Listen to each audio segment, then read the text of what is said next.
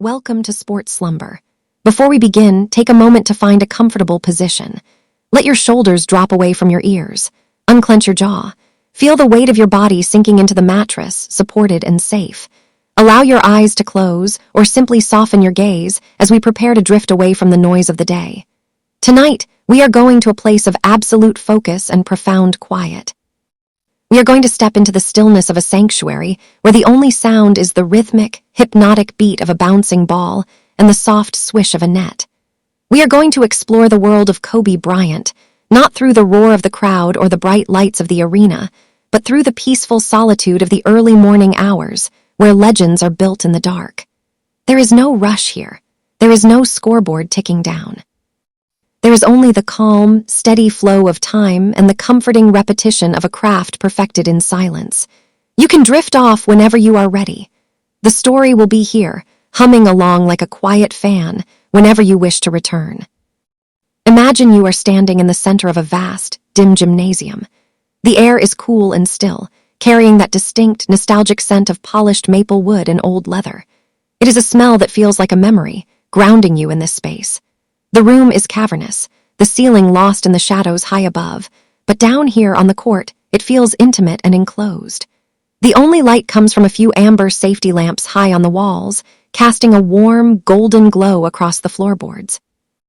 You can see the reflection of the lights on the glossy wood, stretching out like long, calm rivers of gold. The rest of the world is asleep. Outside these walls, the city is silent, the streets are empty, and the night sky is draped in a heavy velvet blanket of stars. But inside, there is a gentle wakefulness. You are here to witness the beauty of the process, the quiet dedication that happens when no one is watching. You look down at your feet and see the intricate grain of the wood, the way the lines of the court are painted with precision, clean and sharp against the natural timber. You take a slow step, and your sneaker makes a soft squeak, a sound that echoes gently in the vastness before fading away into the corners of the room. It is a comforting sound, a reminder of the grip, the connection between the athlete and the ground. You walk slowly toward the center circle, feeling the solidity of the floor beneath you. It is firm, reliable, a stage waiting for the dancer. In this light, the colors of the court are muted and soft. The purple and gold paint in the key is deep and rich, blending into the shadows. It feels peaceful here, like a library or a cathedral, a place of study and reverence. In this quiet space, you begin to understand the essence of the man we are here to observe. Before the fame, before the championships, there was just this: the solitude, the ball, the hoop. Imagine him here, not as a giant of the game, but as a silhouette in the dim light, moving with a fluid, practiced grace. He is alone, but he is not lonely. He is accompanied by the rhythm of his own movements. He holds the basketball in his hands, feeling the pebbled texture of the leather against his fingertips.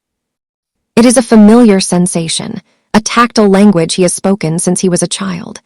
He runs his thumb along the black rubber channels, feeling the grooves, finding the perfect alignment. The ball feels heavy and solid, a sphere of potential energy waiting to be released. He stands at the free throw line, his breathing slow and deep. You can hear the inhale, steady and controlled, filling his lungs with the cool gym air. Then the exhale, a soft rush of breath that releases any tension. He bends his knees, a subtle, fluid motion, and lifts the ball. His elbow tucks in, his wrist cocks back, and then in one smooth, unhurried sequence, he extends his arm. The ball leaves his fingertips with a soft backspin, rotating lazily in the air. It arcs high into the shadows, catching the amber light for a brief moment before descending. It passes through the net with a sound that is pure satisfaction, a clean, crisp asterisk swish asterisk. The net dances for a moment, the white fibers swaying, before settling back into stillness. The ball bounces once, twice, on the floor, the sound rhythmic and dull before he catches it again. This is the ritual. This is the meditation. There is no opponent here, only the self. You watch as he moves to a new spot, his footsteps light and efficient. He is building a relationship with every square inch of this floor. He knows the way the ball bounces on the left wing compared to the right. He knows the angle of the backboard, the tension of the rim. It is a study of geometry and physics, performed in the quiet laboratory of the night. The clock on the wall is meaningless here. Time stretches out, becoming elastic. 10 minutes can feel like an hour can pass in the blink of an eye. The only measure of time is the repetition, the accumulation of made shots, the stacking of small perfections one on top of the other. As you watch him shoot, your mind drifts back, floating through the corridors of time to where this journey began. The scene shifts gently. The wooden floor dissolves into cobblestones. The smell of floor wax is replaced by the scent of rain on ancient stone and the faint aroma of fresh bread from a bakery. You are in Italy now. It is early morning here, too. A young boy is walking through the narrow streets of a small town. The fog hangs low, clinging to the terracotta roofs and the iron railings of the balconies. The world is gray and soft, dampened by the mist. The boy carries a basketball under his arm, holding it close like a precious treasure. It is his constant companion in a foreign land. Walk with him for a moment. Feel the uneven stones beneath your feet. The town is sleeping. The shutters on the windows are closed tight against the morning chill. There is a profound sense of isolation here, but it is a gentle isolation. It is a cocoon. The boy doesn't speak the language perfectly yet, so he finds his conversation in the bounce of the ball. He finds a small, open plaza, a piazza where an old hoop stands against a stone wall. The rim is rusted, the net is metal chain, clinking softly in the breeze. He begins to play. Here the sound of the bounce is different. It is sharper, echoing off the stone walls of the surrounding buildings. Slap, echo, it is the heartbeat of his childhood. In this Italian quiet, he learns the art of imagination. Without a full court, without bright lights, he has to build the arena in his mind. He dribbles around imaginary defenders, weaving through the invisible obstacles. He fades away from a shadow, releasing the ball high over the outstretched arm of a ghost. The chain net rattles as the ball goes through. Ching. A distinct sound, metallic and musical. He smiles, a small, private smile. In this solitude, he is free. He is not the outsider. He is the creator of his own world. You can feel the coolness of the Italian mist on your face, a refreshing dampness that wakes the senses. You watch as he practices his footwork, pivoting on the damp stone, learning to find his balance on uneven ground. He is learning adaptability. He is learning that the game remains the same, no matter where you are, no matter the surface, no matter the language spoken around you. The ball is the universal constant. The memory fades gently, like mist clearing under the morning sun, and you find yourself back in the gymnasium. But the feeling of that Italian morning lingers, the sense of being alone with a purpose. Now, the setting shifts slightly. You are no longer in the deep night, but in the very early hours of the morning in a suburb of Philadelphia. The sky outside the high school gym windows is a deep indigo blue, the color of the hour before dawn. It is quiet here, a different kind of quiet. It is the silence of American suburbia, of manicured lawns and sleeping houses. You are walking down the hallway of Lower Merion High School.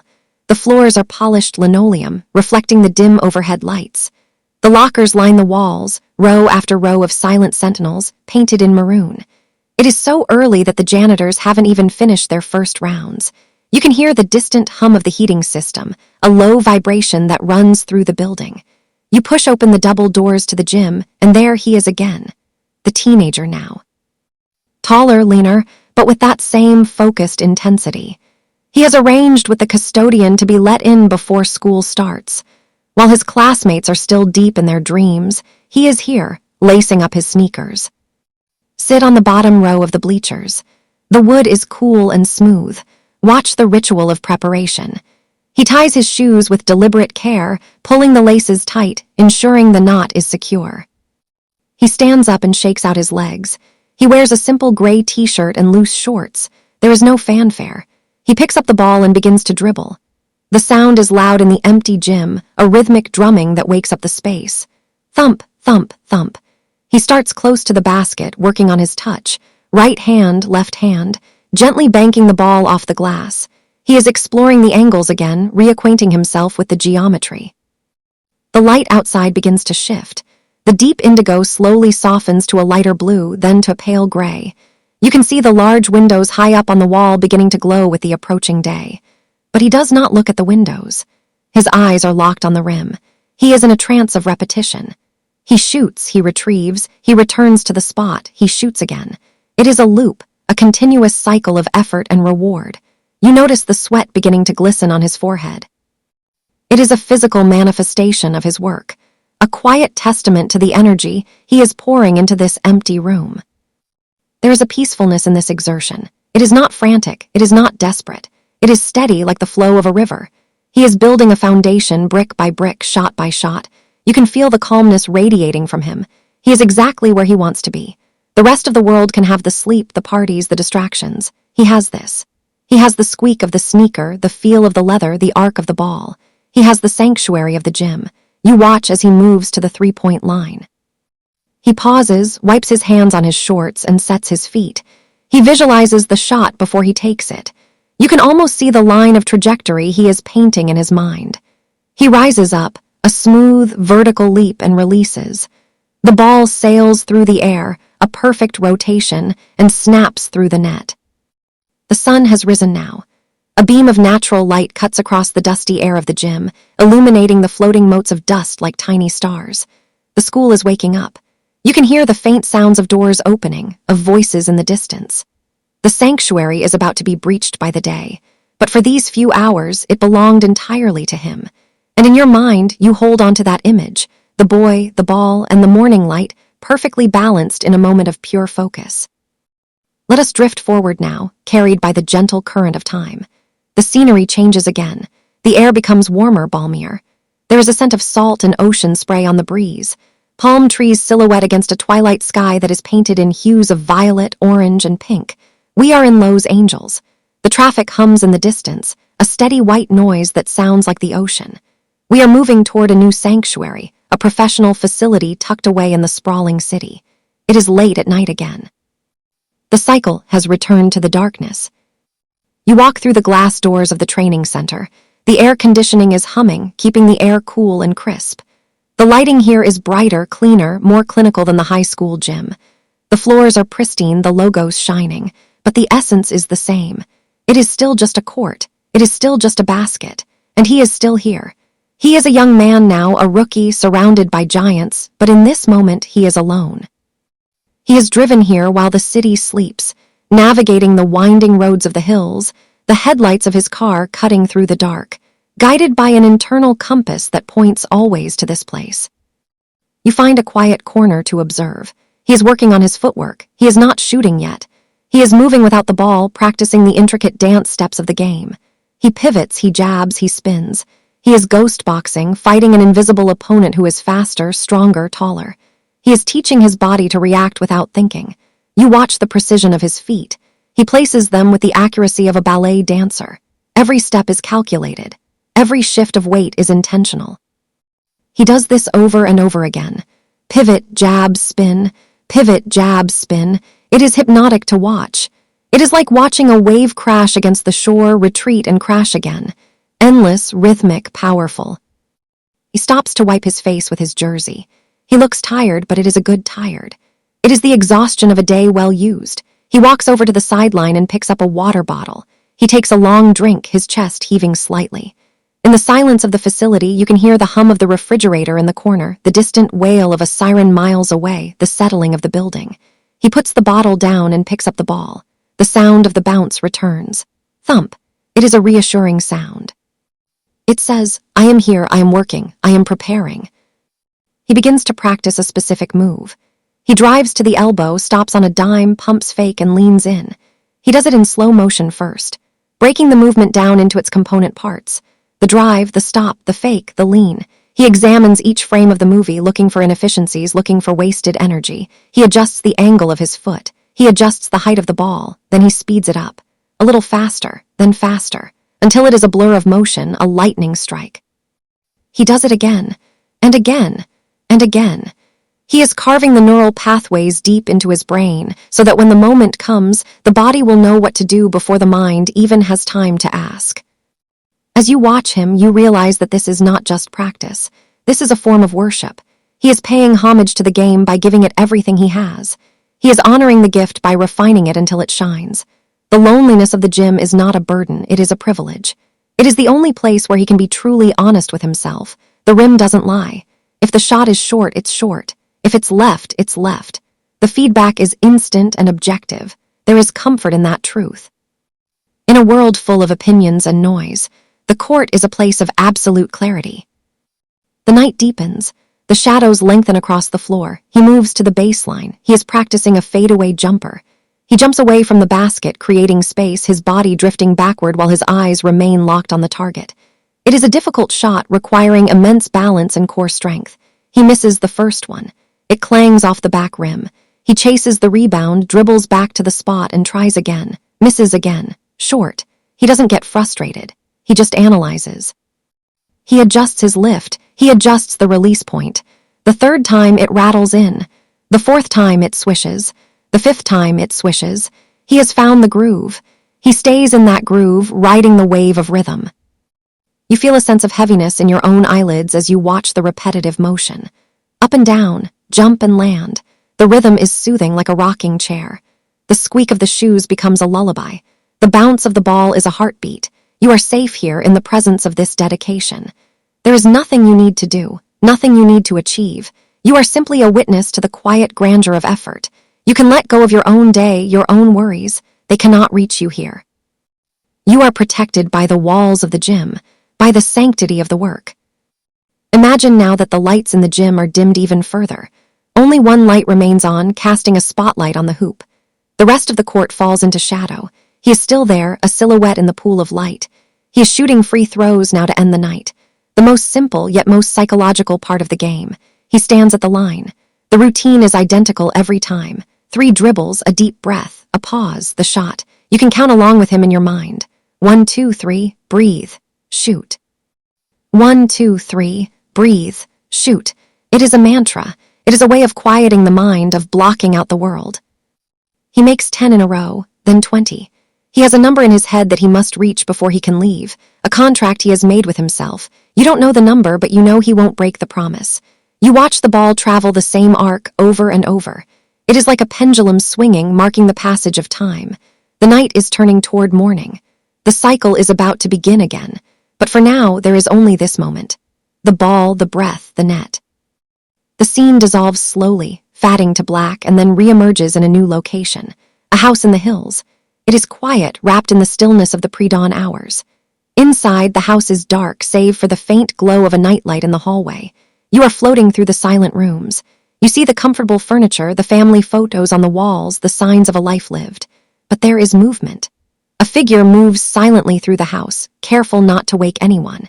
He is already dressed in his workout gear. He moves with the stealth of a cat. He goes to the kitchen, pours a glass of water, drinks it standing by the sink, looking out the window at the dark outline of the canyon. This is the 4 a.m. you have heard about, but it is not a chaotic rush. It is a peaceful discipline. It is the time when the world is most still, and therefore when the mind can be most clear. He puts the glass in the sink. He picks up his car keys. The sound of the keys jingling is soft, muffled by his hand. He opens the front door and steps out into the cool night air. The air is crisp, smelling of eucalyptus and damp earth. The stars are bright overhead. He takes a deep breath, filling his lungs with the fresh oxygen. He gets into his car, starts the engine, a low rumble that quickly settles into a hum and backs out of the driveway. Join him in the passenger seat. The interior of the car is warm and smells of leather.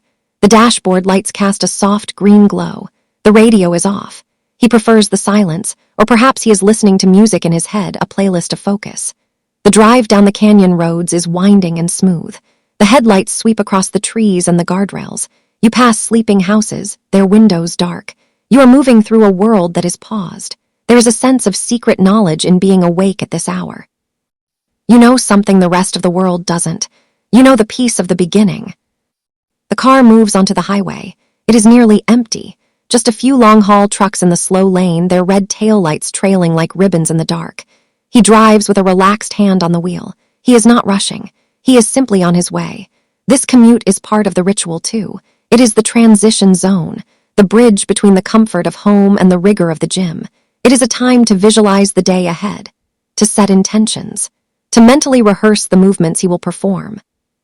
You can see his eyes in the reflection of the rearview mirror. They are calm, but alert. They are the eyes of someone who knows exactly who he is and what he is doing. You arrive at the facility. It is familiar now. A second home. The security guard at the gate waves him through, a silent acknowledgement between two people who know the secrets of the night shift. He parks the car in his usual spot.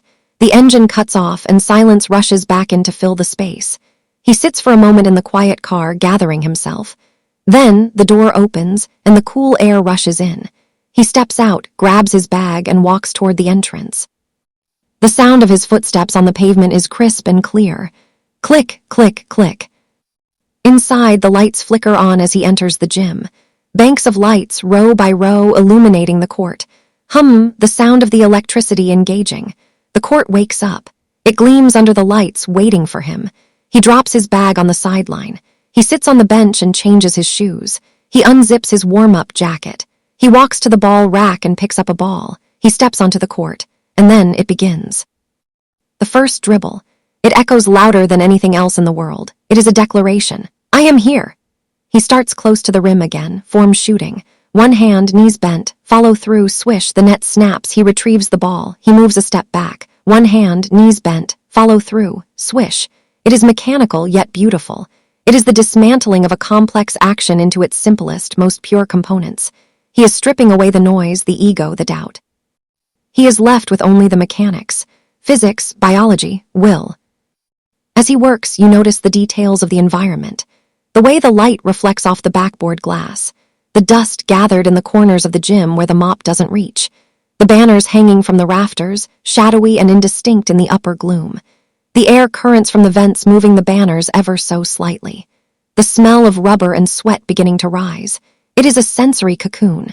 Everything in here is designed for one purpose, and he is the master of this domain. He begins to run, suicides, up and down the court, touching the lines. Baseline to free throw line, back, baseline to half court, back, baseline to far free throw line, back, baseline to far baseline, back. You can hear the squeak of his shoes as he changes direction. Squeak, plant, push. You can hear his breathing getting heavier, more rhythmic. In, out, in, out. He is pushing his body, warming up the engine, but his face remains impassive. There is no grimace of pain. There is only focus. He is checking in with his muscles, his joints, his lungs.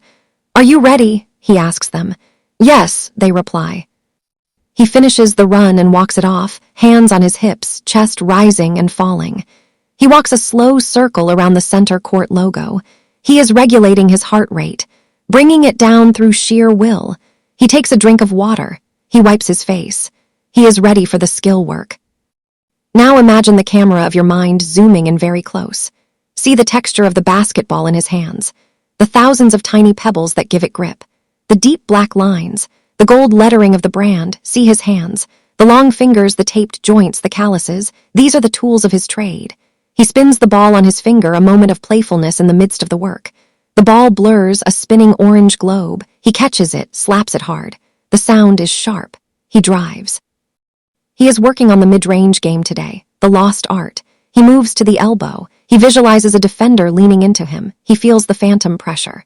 He pivots away, creating a sliver of space. He rises. The elevation is incredible. He hangs in the air for a fraction of a second longer than seems possible. It is that moment of suspension, that defiance of gravity, where the magic lives. At the apex of the jump, the ball is released. The wrist snaps. The fingers guide. The ball floats. It is a soft, high arc. It drops through the cylinder without touching the rim. Rip. The sound of the net is violent and sweet. He repeats this over and over, the same spot. The same move, the same result. If he misses, he stops. He analyzes, was his elbow out? Did he drift too much? He corrects it immediately. He is his own coach, his own harshest critic, but also his own best teacher. He does not berate himself, he simply corrects. It is a process of constant refinement. Like a sculptor chipping away at a block of marble, revealing the statue inside. He is chipping away at imperfection. The hours pass. The sun has fully risen outside, though you cannot see it. The gym is a timeless capsule, but the world is waking up. Soon, teammates will arrive. Coaches will arrive. The media will arrive. The noise will return. But for now, he has banked these hours. He has put them in the vault. They are his secret weapon. When the game is on the line, when the crowd is screaming, when the pressure is crushing, he will return to this moment. He will remember the silence. He will remember the rhythm. He will remember that he has made this shot 1,000 times in the dark, and therefore, he can make it once in the light. Let's take a moment to just listen to the sounds of the gym. Close your eyes in your mind's eye. Listen. The high-pitched squeak of rubber on polished wood. Squeak, squeak. The heavy, resonant thud of the ball hitting the floor. Thud. The sharp intake of breath. Huh.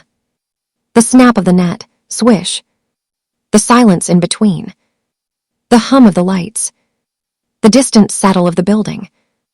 It is a symphony of solitude, a minimal, avant-garde composition played by one man. You drift closer to him now, invisible and silent. You can see the focus in his eyes. They are dark, intense, unblinking. But there is a calmness behind the intensity. It is the look of someone who is completely at peace with the work. He is not wishing he was somewhere else. He is not wishing it was easier. He loves the difficulty. He loves the grind. He finds joy in the sweat. It is a strange, quiet kind of joy, but it is deep and sustaining. He moves to the post. He tosses the ball to himself, catching it with a jump stop. He feels the imaginary defender on his back. He feels the weight. He performs a shake, a shimmy of the shoulders. He turns over his left shoulder. Fade away, the classic move, the signature. It is effortless. The body knows the geometry. The ball kisses the glass and drops in. He retrieves it. He does it again. Turn over the right shoulder. Hook shot. Smooth. Elegant. Old school. He is a historian of the game, resurrecting moves from the past, polishing them, making them his own. He stops for a moment and looks up at the banners, the history of the franchise, the names of the greats who came before. He is chasing them, not with anxiety but with respect. He wants to be up there with them. He wants to be part of the lineage. He knows that the only way to get there is through these mornings. There is no shortcut. There is no elevator. You have to take the stairs. And the stairs are made of early mornings, sore muscles, and thousands of jump shots. He walks to the sideline and sits down on the floor. He stretches his legs out. He leans back on his hands. He closes his eyes for a moment. He is visualizing the game tonight. He is playing it in his head before it happens. He sees the tip-off. He sees the first possession. He sees the defensive rotations. He plays through the scenarios. If they double team, he passes to the corner. If they go under the screen, he shoots. If they switch, he attacks the mismatch. He is downloading the game plan into his subconscious. When he opens his eyes, he looks refreshed. The visualization is as important as the physical work. The mind must be trained just like the body. He stands up, grabs the ball, and spins it on his finger one last time. He walks to the center court. He looks around the empty gym. He nods, a small gesture of gratitude to the space. "Thank you," he seems to say. "See you tomorrow." As he walks toward the exit, the lights seem to dim behind him, though they haven't actually changed. The energy of the room shifts. The intensity leaves with him. The gym returns to being just a large room with a wooden floor. But the echo of his work remains. It hangs in the air, a vibration of excellence. We will follow him out back into the morning. The sun is bright now. The world is fully awake. Cars are filling the parking lot. People are walking into the building with coffees in their hands, talking on phones, starting their day. He walks past them, a towel draped over his head in his own world. He has already finished a day's work before they have even started. He gets back into his car. The drive home is brighter, louder. The traffic is heavier, but he carries the silence of the gym with him. It is a shield, a bubble of calm that protects him from the chaos. Let us drift back in time again to bridge the gap between the boy and the man. Let's go to a high school classroom in the middle of the day. It is a history class. The teacher is talking about ancient civilizations. The room is warm, filled with the smell of chalk and textbooks. The students are listening or pretending to, but he is looking out the window. He is watching the leaves on the trees outside, swaying in the wind. He is not disengaged, he is just multitasking. In his mind, he is going over footwork. Under his desk, his feet are making tiny, imperceptible movements. Tap, tap, slide. He is practicing his jab step while sitting in a desk. The bell rings. The chaos of the hallway erupts. Lockers slamming, voices shouting, laughter. He moves through the crowd like a stream of water around rocks. He is friendly, he smiles, he says hello. But there is a part of him that is always elsewhere, a part of him that is always in the gym. He walks to his locker, spins the combination lock. Left, right, left, click. He opens it. Inside, there is a picture of a basketball star taped to the metal door. A reminder, a North Star. He grabs his books, but his hand lingers on his gym bag at the bottom of the locker. Soon School is just the waiting room for practice. Flash forward. He is in a hotel room in a strange city. It is raining outside. Rain streaks the glass, blurring the city lights into abstract smears of color. It is late. His teammates are out, exploring the city, having dinner. He is in his room. The television is on, but the volume is low. He is watching film, a grainy tape of the opposing team. He watches a player's tendencies. He likes to go left. He doesn't like contact. He drops his hands when he gets tired. He is studying for the test. He has a notebook in his lap. He writes down notes in neat, precise handwriting. There is a room service tray on the table. Half-eaten pasta, a bottle of water. The room is tidy. He likes order. Chaos in the environment leads to chaos in the mind. He finishes the tape. He turns off the TV. The room is silent, save for the rain against the glass. Tap, tap, tap. He stands up and stretches. He moves the furniture. He pushes the coffee table to the wall. He moves the armchair. He clears a space on the carpet. He lies down. He begins to stretch. Hamstrings, back, hips. He holds each stretch for a long time, breathing deeply. He is maintaining the machine. He knows that his body is his livelihood, his instrument. He treats it with reverence. He stands up in the cleared space. He imagines a ball in his hands. He goes through the shooting motion without the ball. Pure form, elbow in, wrist snap. He checks his reflection in the dark window. Is the form perfect? He adjusts. He does it again. Even here in a hotel room miles from home, he is working. The obsession does not sleep. It is a constant companion, a comforting presence. It gives his life structure and meaning. Now, let the scene dissolve into a soft, abstract montage of textures and sounds. The feel of tape being wrapped around an ankle, crinkles, smooth pull, the tightness, the support. The smell of icy hot cream, sharp and medicinal, clearing the sinuses. The sound of a zipper on a gym bag closing, zip. The feeling of a fresh jersey, the mesh cool against the skin. The sound of a crowd roaring but muffled, as if heard from underwater. A distant ocean of sound. The feeling of ice packs on knees after a game. The numbing cold that slowly turns to a dull ache. The taste of Gatorade, sweet and salty. The sound of a buzzer, All these sensory fragments swirl together to form the tapestry of his life. But the thread that holds it all together is the quiet of the early morning, the quiet of the late night, the quiet of the mind locked in focus. Let's return to the gym one more time. The sanctuary. It is night again. The cycle has completed a full rotation. The moon is high, casting a silver light through the high windows. The gym is empty, but it feels full. It is filled with the energy of the work that has been done here. You can almost see the ghostly outlines of the shots taken, the sprints run.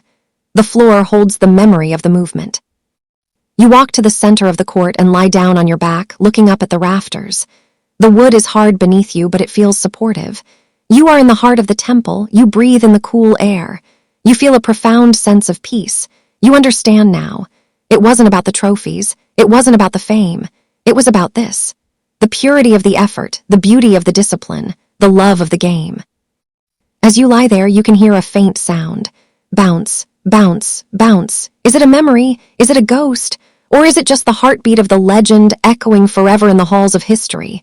The sound is steady, rhythmic, calming. It matches the beating of your own heart. Thump, thump, thump, thump. You feel your body getting heavy. The relaxation spreads from your toes, up your legs, into your hips, your back, your shoulders. Your arms feel like lead, sinking into the floor. Your head is heavy, supported. The darkness of the gym wraps around you like a warm blanket. The amber safety lights are like distant stars. You are safe. You are at rest. You are drifting on the sea of tranquility. The story of the obsession is also a story of peace. The peace found in knowing you have done everything you could. The peace of leaving nothing on the table. The peace of total exhaustion. The peace of the empty gym. Drift deeper now. The images are fading. The sounds are becoming softer. The gym is dissolving into a mist of relaxation. You are floating, weightless, timeless. The ball stops bouncing. The net stops swaying. The lights dim to black. There is only silence. And in that silence, you find sleep. Deep, restorative sleep. But before we fully let go, let us linger on one final image. A young Kobe back in Italy sitting on a stone wall overlooking the hills of Reggio Emilia. The sun is setting, painting the sky in gold and purple, the colors of his future. He is holding his basketball. He is looking out at the horizon, dreaming. He doesn't know yet how hard the road will be. He doesn't know the injuries, the losses, the triumphs. He just knows he loves the ball. He loves the game. And that love is enough. That love is the fuel. Feel the warmth of that Italian sunset on your skin. Feel the cool, rough stone of the wall. Smell the pine trees and the earth. Hear the distant church bells ringing the hour. Bong, bong, bong. It is a perfect moment of stillness. Hold it in your heart. And now we gently turn the page. We leave the hills of Italy. We leave the gym in Philadelphia. We leave the facility in LA. We return to the present moment, to your breath, to the rise and fall of your chest, to the softness of your pillow. You are here. You are safe. You are ready to sleep. The legend of the work ethic is a story for the waking world, but for the sleeping world. It is a lullaby of rhythm, a testament to the power of routine, a promise that if you show up day after day, the results will come. You don't have to worry about the outcome. You just have to do the work. And then you can rest, just like this. Rest now. Let go. Breathe. The silence of the gym lingers in your mind, a soft echo that follows you as the scene shifts once more. We are moving now from the active heat of the workout into the profound stillness of recovery. The environment changes. The air grows cooler, damper. You are walking into the tiled sanctuary of the training room. It is deep in the bowels of the arena, a place hidden away from the public eye, a place of healing and maintenance.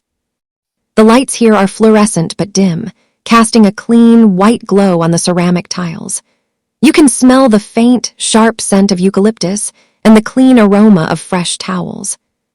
He is here, sitting on the edge of a stainless steel tub. The water inside is dark and still, chilled to near freezing. This is the cold tub, the ice bath, a ritual as necessary as the jump shot. You watch as he slowly lowers himself into the water.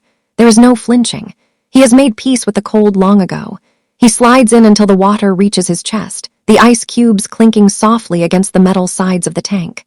Clink, clink, shhhhh. It is a sound like a wind chime in winter. He leans his head back against the rim of the tub and closes his eyes. You can see the steam of his breath rising in the cool air. In this moment, he is a statue of endurance. The cold is not a punishment. It is a reset button. It constricts the blood vessels, flushing out the fatigue, quieting the inflammation of thousands of jumps and landings. You can imagine the sensation, the initial shock that quickly fades into a deep, numbing heaviness. It is a feeling of being held, of being suspended. The room is incredibly quiet. The only sound is the low, rhythmic hum of the compressor that keeps the water cold. Hum. It is a white noise that blocks out everything else. It is a blanket of sound. You sit in a chair in the corner, watching this stillness. There is a meditative quality to it. He is not looking at a phone. He is not talking. He is simply existing in the cold, letting his body repair itself. He is trusting the process of biology. He knows that the muscles need this silence just as much as they need the exertion. 10 minutes pass. 15. Time seems to slow down in this room. The water is still. His breathing is shallow and calm. It is a picture of absolute discipline. To do the work is one thing. To do the recovery day after day, year after year, requires a different kind of strength. It requires patience. It requires the ability to sit with oneself in discomfort until it becomes comfort. He opens his eyes. He places his hands on the sides of the tub and lifts himself out. The water cascades off his skin, splashing onto the tiled floor. Splash, drip, drip. He wraps a thick white towel around his shoulders. He walks slowly to the warmer area of the room, leaving wet footprints on the tiles that slowly evaporate. He moves with a stiffness that speaks of the work he has done, but also with a fluidity that speaks of the athlete within. The scene dissolves gently, the white tiles fading away, replaced by the soft, plush carpet of a different room. The air is warmer here, dry and conditioned. It is a viewing room, a small theater for one. The walls are dark, soundproofed with acoustic foam. There are no windows. The only light comes from the glow of a large screen on the wall. He is sitting in a leather recliner, holding a remote control. He is watching the game again, not as a fan but as a scientist. The volume is muted. He doesn't need to hear the commentators, he knows what is happening better than they do. He watches the movement of the players like a choreographer watching a ballet. He presses a button. Click. The video pauses. He rewinds. Whir. He plays it again in slow motion. He is looking at a specific play, a defensive rotation. He watches the feet of his opponent. He notices a hesitation, a slight lean to the left. He files this information away. The room is filled with the soft blue light of the screen, illuminating his face. His expression is neutral, studious. He is reading the game like a book. He is looking for patterns in the chaos. He watches how the defense collapses when the ball goes into the post. He watches the spacing on the weak side. He is building a mental map of the court, a 3D model that he can navigate with his eyes closed. You are sitting in the back of the room, enveloped in the darkness. The leather chair is soft and supportive. The silence here is heavy, intellectual. It is the silence of a library late at night. You can hear the faint click of the remote buttons. Click, click, click. It is a Morse code of preparation. He is sending messages to his future self. Watch for the screen.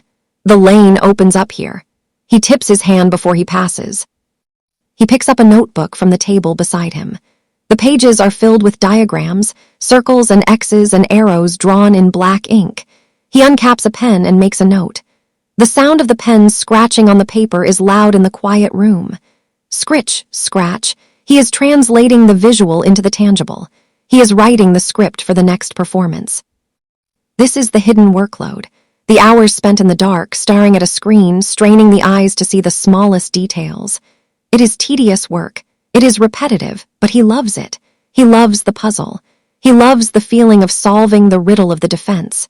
He knows that when he steps onto the court, he will have already played the game a dozen times in this room.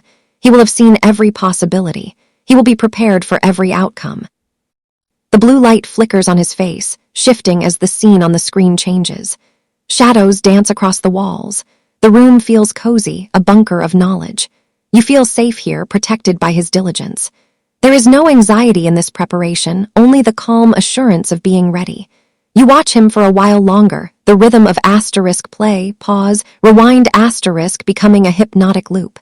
It is a lullaby of analysis. Let us leave the video room now, drifting out through the door and down a long, concrete tunnel. We are in the underbelly of a massive arena. The air here is different. It smells of concrete, electrical wiring, and anticipation. It is hours before a game. The tunnel is wide and empty, the fluorescent lights buzzing overhead. You can hear the distant sound of a floor polisher, a high-pitched whine that echoes off the hard surfaces. Wee. He is walking down the tunnel. He is wearing a suit now, impeccable and sharp. He carries a small bag. His footsteps echo with a distinct, confident cadence. Clack, clack, clack. He walks with a purpose, staring straight ahead. He passes the security guards who nod in silent respect. He passes the team personnel who step aside to let him through. He is in the zone. The transition from civilian to warrior has begun. He enters the locker room. It is pristine. The jerseys are hanging in the stalls, gold and purple mesh gleaming under the lights. The shoes are lined up perfectly. The towels are folded in neat stacks. It is a temple of order. He walks to his stall in the corner. He hangs up his suit jacket. He sits down on the padded stool. He takes a moment to just sit, breathing in the atmosphere of the room. It is quiet now, but soon it will be filled with music, voices, the energy of the team. But for now, it is his. He begins the ritual of the gear. He puts on his socks, pulling them up high, smoothing out any wrinkles. He puts on the ankle braces, tightening the laces, ensuring the fit is snug but not constricting. He picks up his shoes. They are high tops, designed to his exact specifications. He runs his hand over the material, checking the grip. He slides his feet in. He ties the laces. He double knots them. He stands up and stomps his feet once, twice. Thump, thump. Testing the connection to the ground. He puts on the jersey. It slides over his head, a mantle of responsibility. He tucks it in. He puts on the arm sleeve, pulling it up his shooting arm. It is a piece of armor, a symbol of the shooter. He looks in the mirror. He checks his reflection, not out of vanity, but to ensure everything is in place. He needs to feel uniform, streamlined, aerodynamic. There can be no distractions. If the sock is bunched, it's a distraction. If the shoe is loose, it's a distraction. Everything must be perfect. He leaves the locker room and walks back into the tunnel. He is heading for the court. The air grows cooler as he approaches the opening. The vast bowl of the arena opens up before him. It is breathtaking. The thousands of seats are empty, rising up into the darkness like a canyon wall. The court is illuminated by the main lights, a bright rectangle of wood in the center of the void. He steps onto the floor. The sound of his sneaker on the parquet is sharp. Squeak. He walks to the center circle and looks around. The silence here is massive. It is the silence of potential. It is the silence of a held breath before the shout. He can feel the energy of the empty seats, waiting to be filled. He can hear the hum of the giant HVAC systems high in the rafters, a low, industrial drone that vibrates through the floor. A ball boy is waiting for him under the basket. He has a rack of balls. He bounces one to him. Kobe catches it. The leather feels cool. He dribbles once. The sound explodes in the empty arena, echoing off the distant upper deck. Bam! It sounds like a cannon shot. The acoustics are different here than in the practice gym. The sound travels further, lingering in the air. He begins his warm-up. He starts under the basket. Micken drills. Right hand hook, left hand hook. Rhythm, swish, bounce, catch, swish, bounce, catch. The ball boy rebounds silently, passing the ball back with efficiency. They are a team of two in the cavernous space. Kobe moves out to the short corner. He shoots. The net snaps. In this large space, the net sounds louder, crisper, whipped. He moves around the arc. He is testing the floor. He knows that every court has dead spots, places where the ball doesn't bounce as high. He is finding them. He is mapping the terrain. He dribbles hard on the left wing. The ball responds perfectly. He dribbles on the right baseline. It feels a little dull. He notes it. Don't drive baseline right, he tells himself. Pull up instead. He is calibrating his depth perception. The backdrop here is different. Instead of a wall, there are rows of empty seats, dark and undefined. It can throw off the eye. He has to adjust his target. He focuses intensely on the rim, locking his vision to the orange circle, tuning out the vastness behind it. He shoots, makes it. He shoots again, makes it. He is dialing in the coordinates. As you watch him from a courtside seat, you feel a sense of privilege. You are seeing the magician check his props before the show. You are seeing the mechanic tune the engine. The repetitive motion is soothing. The arc of the ball is a parabola of perfection. Up and down, up and down. It is like watching the tide come in. Consistent, unstoppable. He moves to the free throw line. He stands there for a long time, just holding the ball. He is visualizing the crowd that will soon be there. He imagines the screaming fans, the waving thundersticks, the pressure. He creates the noise in his head so he can practice ignoring it. He takes a deep breath. He shoots. Swish. He has created a bubble of silence around himself that no noise can penetrate. He finishes his warm-up and walks to the bench. He sits down and drinks a cup of water. He looks up at the retired jerseys hanging in the rafters. He looks at the championship banners. They are swaying slightly in the air currents. He is communing with the ghosts of the arena. He feels their presence. He feels the weight of the legacy. It doesn't scare him, it grounds him. He belongs here. This is his office. This is his sanctuary. The scene shifts now, moving away from the arena, traveling back in time to capture the essence of the feeling of the game. We are floating into a montage of sensory details, the small fragments that make up the life of the obsession. Imagine the feeling of the bus ride after a game. It is late at night. The bus is dark. The players are tired. The city lights streak past the tinted windows, long lines of red and white. The hum of the tires on the asphalt is a low, steady drone. He is sitting in the back wearing headphones. He is looking out the window, but his eyes are unfocused. He is replaying the game in his head. Every possession, every mistake, every success. He is winding down, the adrenaline slowly leaving his system, replaced by a dull ache in his knees and back. The bus rocks gently, a cradle of motion. It is a moment of transition between the noise of the arena and the silence of the hotel room. Imagine the sound of the zipper on his gym bag. ZZZZZZT, the sound of closure, the sound of a job done, the weight of the bag on his shoulder as he walks out of the arena. The cool night air hitting his face, drying the sweat on his brow. The autograph seekers waiting by the barricades, their voices muffled and distant. He signs a few, the Sharpie scratching on paper, then moves on. He is preserving his energy. He is protecting the flame. Imagine the texture of the basketball net, the rough, white nylon. He has cut down nets after championships. He knows the feeling of the scissors slicing through the cord. Snip. The feeling of the net draped around his neck like a necklace of diamonds, the scratchiness of it, the smell of victory, which smells like champagne and sweat and exhaustion. But mostly, he knows the sound the net makes when the ball passes through it perfectly. That sound is his favorite song. Let's go deeper into the tactile experience. Feel the tape on his fingers. He tapes his index and middle fingers together sometimes. The feeling of the adhesive binding them. The restriction of movement that actually provides strength. The way the tape gets dirty and frayed by the end of the game. It is a battle scar, a sign of the work. Feel the floor burn, the sharp, stinging pain of skin sliding on wood, the heat of the friction. It is a reminder of the hustle. He dives for loose balls not because he has to, but because he wants the ball more than he wants the skin on his elbow. He wears the burn like a badge of honor. Feel the ice pack wrapped around his knees with cellophane. The tightness of the plastic wrap. Crinkle, stretch, stick. The intense cold seeping into the joint. The way he walks stiff-legged with the ice on. The slow thaw as the ice melts into water. It is the ritual of preservation. Now let the narrative drift to a summer day. The off-season. There are no games, no crowds, but the work continues. We are at a track now. An outdoor track baking under the hot sun. The surface is red rubber, spongy and hot. Heat waves radiate off the ground, distorting the air. He is the only one there. He is running sprints. 100 meters, 200 meters, 400 meters. He is not a track star, but he trains like one. You can hear his breathing, heavy and ragged. Hi-ya, hi-ya. You can hear the rhythmic pounding of his running shoes on the track. Thud, thud, thud, thud.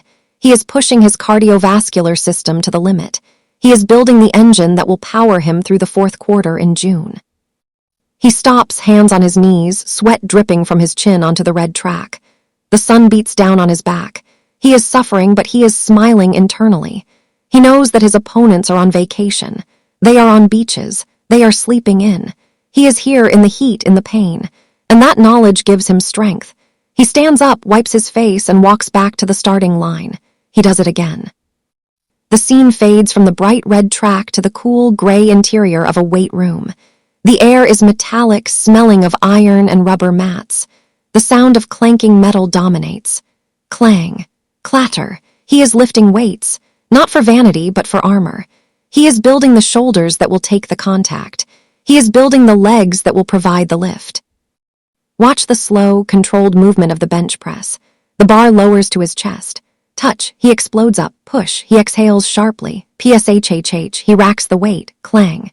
He sits up and looks at himself in the mirror. He is analyzing his form. He is constantly tweaking, constantly adjusting. He moves to the squat rack. He loads the bar. He steps under it.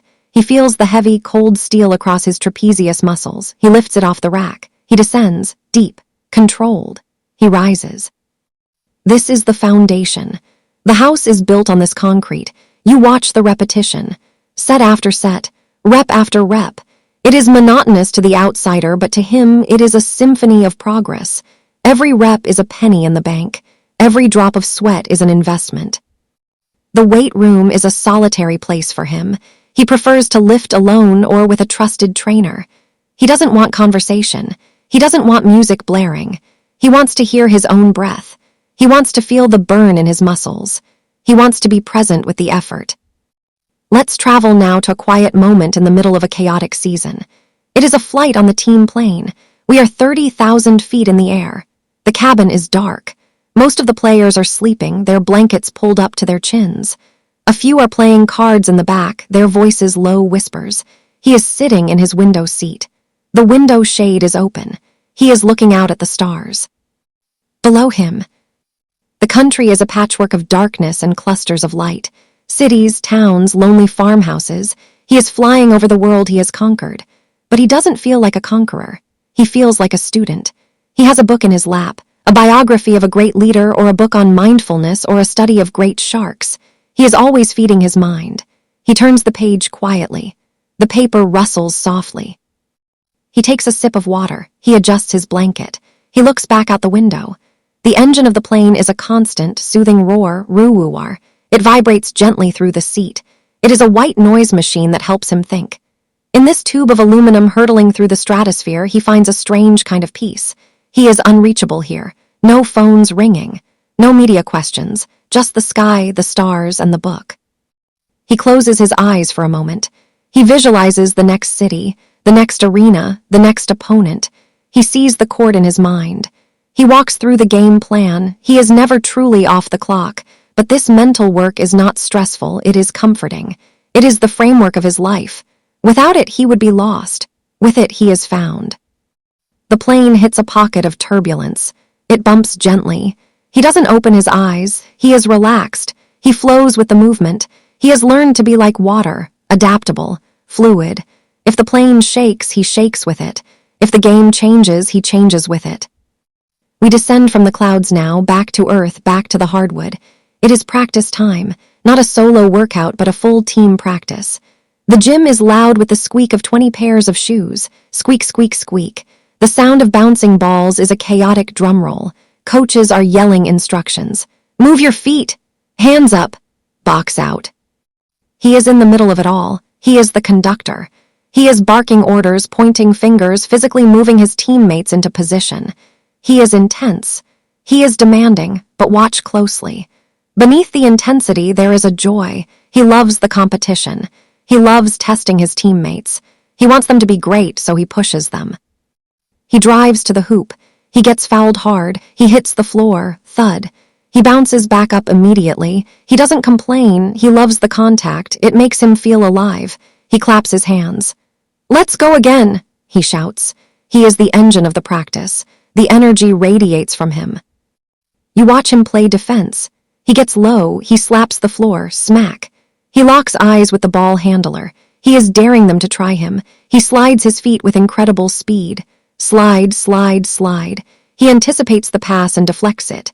The ball goes out of bounds. He nods. Satisfaction.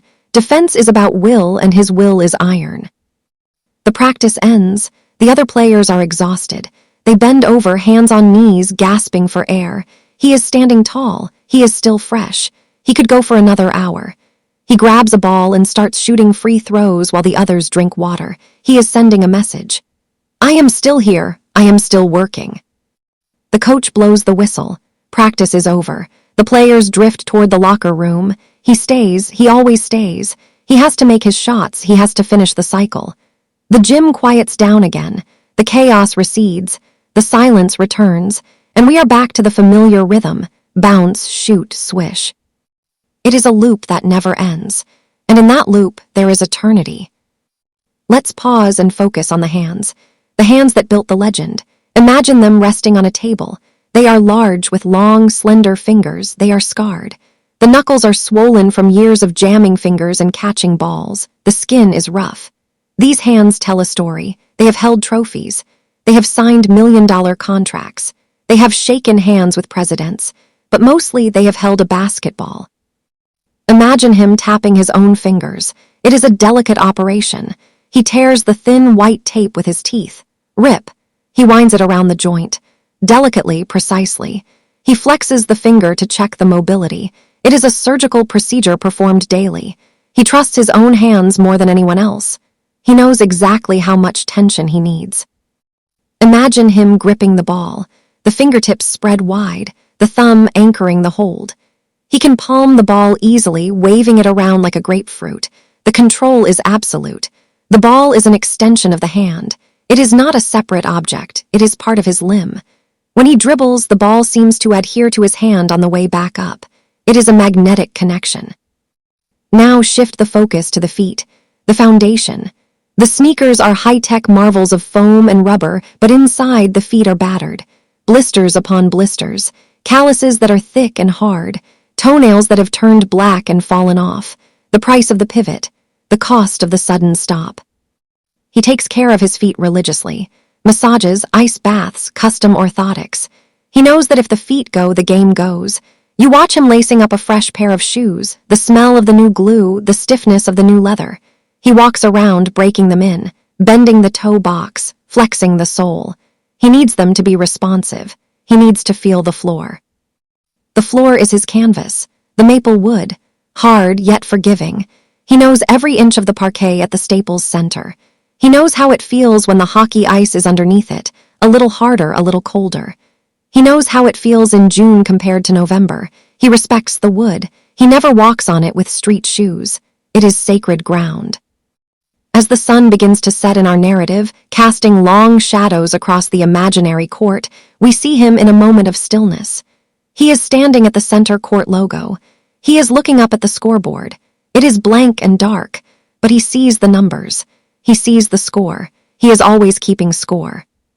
He looks at the empty seats again. He imagines the faces of the fans, the kids wearing his jersey, the people who saved up money to come see him play. He feels a responsibility to them. He cannot have an off night. He cannot phone it in. If they are watching, he must perform. He must give them everything. That is the bargain. That is the contract. He walks over to the scorer's table. He runs his hand along the smooth surface. He looks at the monitors. He checks the microphone. He is inspecting the stage. He wants to know every variable. He wants no surprises. The air conditioning kicks on with a shudder and a hum. A cool breeze moves through the arena. It ruffles his jersey. He closes his eyes and breathes it in. It is the smell of the arena. Popcorn, floor wax, stale beer, and greatness. It is a cocktail of scents that brings him comfort. It smells like home. He picks up the ball one last time. He spins it on his finger. It blurs into an orange sphere. He balances it perfectly. He is the center of the universe and the ball is his planet. He tosses it in the air. He catches it. He smiles. A small, private smile. The darkness of the arena deepens. The cleaning crews are starting to arrive in the distance. You can hear the faint sounds of vacuums and trash cans being moved, but he remains in his bubble. He is not ready to leave yet. He has a few more shots to take, a few more moments to steal from time. He moves to the corner, the most difficult shot. The depth perception is tricky.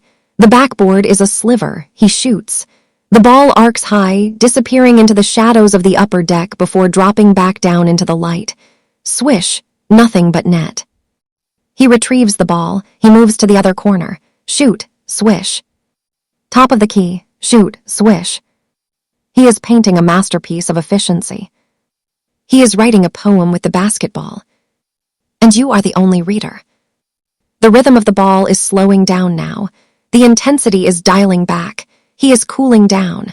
The movements are more fluid, less explosive. He is winding down the machine. He shoots a few free throws with his left hand, just to feel the balance. He shoots a few bank shots, just to hear the sound of the ball hitting the glass. Thump swish. He is playing like a kid again, just messing around. But even in the play, there is precision. He walks to the bench and sits down. He wipes his face with a towel. He looks at his hands. He looks at his shoes. He looks at the court. He is satisfied. For today, the work is done. Tomorrow, the rock will be waiting.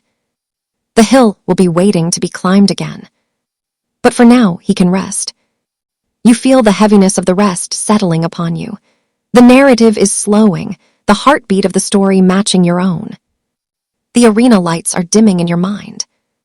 The sound of the ball is fading to a whisper. The smell of the gym is drifting away. You are left with a feeling of deep, abiding calm. A sense of completion. A sense of order. Drift along this current of peace. Let the image of the empty arena soothe you. The vast, dark space. The silent rows of seats. The shiny floor waiting for the next game. It is a sleeping giant. And you are sleeping with it. The silence of the arena follows you as you drift away from the court, moving deeper into the hidden corridors of the stadium. We are leaving the vast, open space and entering the quiet, intimate world of the equipment room. It is a small, windowless sanctuary, lined from floor to ceiling with shelves. The air here is still and carries a distinct, comforting scent, a blend of new cardboard, fresh rubber, and clean cotton. It is the smell of preparation. It is the smell of tools waiting to be used. You walk slowly down the narrow aisle between the rows of shelving. On one side, stacks of shoeboxes rise like brick walls, hundreds of them perfectly aligned. You reach out and touch the corner of a box. It is sharp and cardboard smooth. Inside each one sleeps a pair of sneakers, pristine and unworn, waiting for their moment on the hardwood. You can imagine lifting the lid of a box, the rustle of the tissue paper, crinkle, soft, hush, the reveal of the shoes. The smell of the factory glue and synthetic leather hits you, a sharp, clean chemical scent that signals newness. He is here, standing at a workbench in the back of the room. The lighting is low, just a single overhead strip casting a pool of white illumination on the table. He is inspecting a jersey. He runs his hand over the mesh fabric. It is gold, deep and rich, shimmering slightly under the light. He checks the stitching on the numbers, purple thread on gold fabric. He pulls at a loose thread, testing the durability. He turns the jersey inside out. He is looking for anything that might cause friction, anything that might distract. The fabric makes a soft asterisk swish as he handles it. This room is a library of gear. Everything has a place. The socks are rolled in perfect cylinders. The wristbands are stacked like coins. The knee sleeves are folded in neat squares. There is a profound sense of order here. It is a manifestation of his mind. A cluttered room would mean a cluttered mind, and his mind is a crystal clear stream. You watch him select a pair of socks. He stretches them, testing the elasticity. Snap! They recoil instantly. He nods. They are ready. He moves to the shoe rack. He picks up a shoe he has been wearing for a few weeks. The sole is worn smooth in specific spots under the big toe on the outer heel. He runs his thumb over the wear pattern. He is reading the history of his movement.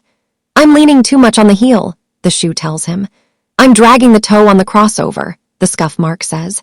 He puts the shoe down gently. It is not trash, it is data. The room is quiet enough that you can hear the hum of the ventilation system, a low, steady asterisk whir that sounds like a distant plane. It is a white noise that wraps around you, making your eyelids feel heavy. You lean against a stack of towels, feeling the softness of the terry cloth. It is a wall of comfort. You are safe here in the back of the house, surrounded by the soft armor of the athlete. The scene dissolves slowly, the shelves of shoes fading into the shadows. The smell of rubber is replaced by the scent of old paper and polished wood. We are transporting now to a study in his home. It is deep in the night, perhaps 2:00 a.m. The house is silent, wrapped in the velvet darkness of the canyon. Everyone else is asleep. The world is asleep, but he is awake. You are standing in the corner of a room with high ceilings and dark wood paneling. A large rug muffles your footsteps. In the center of the room is a heavy oak desk. A single lamp with a green glass shade casts a warm, golden circle of light on the desktop. He is sitting there, wearing reading glasses, looking down at a book. It is not a tablet. It is not a phone. It is a physical book, heavy and bound in leather. He turns a page. The sound is loud in the silence. Rustle, slide, flip. He runs his finger down the text. He is reading about history, about generals, about artists, about musicians. He is looking for the common thread of greatness. He reads a sentence, pauses, and looks up into the darkness of the room. He is digesting the information. He picks up a fountain pen. He unscrews the cap. Twist, twist, click. He writes a note in the margin of the book. The nib scratches against the paper. Scritch, scratch. The ink flows black and permanent. There is a cup of tea on the desk. Steam rises from it in a lazy, curling ribbon dancing in the light of the lamp. He picks up the cup. The ceramic clinks softly against the saucer. Clink. He takes a sip. It is herbal, soothing. He puts it down. The rhythm of the study session is slow and deliberate. Read, think, write, sip, read, think, write, sip. He is building his mind just as he builds his body. He knows that the game is played as much between the ears as it is between the lines. He is filling his reservoir with knowledge. He looks at a framed photo on the desk. It is a picture of his family. He smiles, a soft, tired smile. This is why he works, but the work itself is also the why. The pursuit of the best version of himself. The shadows in the room are long and comforting. The books on the shelves that line the walls seem to lean in, whispering their secrets. You feel a sense of intellectual peace here. There is no rush to finish the chapter. There is no test to take. There is only the quiet joy of learning. The room feels timeless, like a capsule floating in the night. Slowly, the golden light of the lamp fades. The oak desk dissolves. The scene shifts to the outdoors. The air becomes crisp, cold, and fresh. It is pre-dawn. The sky is a deep, bruised purple, hovering on the edge of black. We are standing at the base of a steep hill. A fire trail winds its way up the slope, disappearing into the scrub brush and the dark. He is here, standing at the bottom. He is wearing a hooded sweatshirt, the hood pulled up over his head. He looks like a monk in his habit.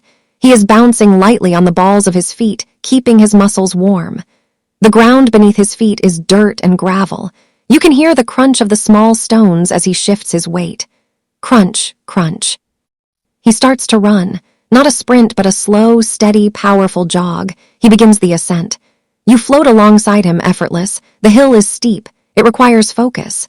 Every step is a negotiation with gravity. Step, plant, push. Step, plant, push. His breathing falls into a rhythmic cadence.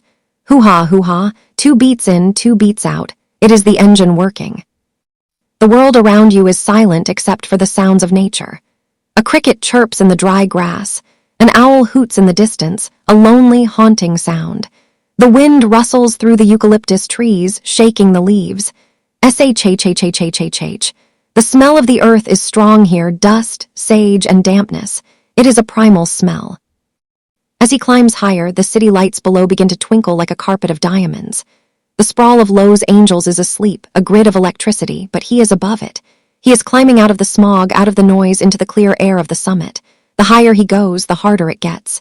His legs burn, his lungs burn, but he welcomes the burn. It is a sensation of being alive. It is a sensation of capacity. I can do this, the body says. I can do more, the mind replies. He reaches a flat section of the trail. He picks up the pace. His shoes slap against the hard-packed dirt. Slap, slap, slap. A rabbit darts across the path, a flash of gray in the moonlight. He doesn't break stride. He is focused on the path ahead, watching for rocks, for ruts. He is present in the step he is taking right now, not the step at the top of the hill, just this one. And then the next one. The horizon begins to lighten. A thin line of pale orange appears in the east. The day is coming, but he has beaten the sun. He has stolen the morning. He reaches the top of the hill. He stops. He puts his hands on his hips. He looks out over the sleeping world. His chest heaves. Hi-ya, hi-ya. The steam of his breath clouds the air in front of him. He stands there for a long moment, a silhouette against the dawn. He is the king of the hill. He has conquered the incline. The feeling of accomplishment washes over him, a warm wave that pushes away the cold of the morning. He takes a sip from a water bottle he carried. The water is cold and sweet. He wipes his mouth. He turns and begins the walk down. The descent is easy, a reward for the climb.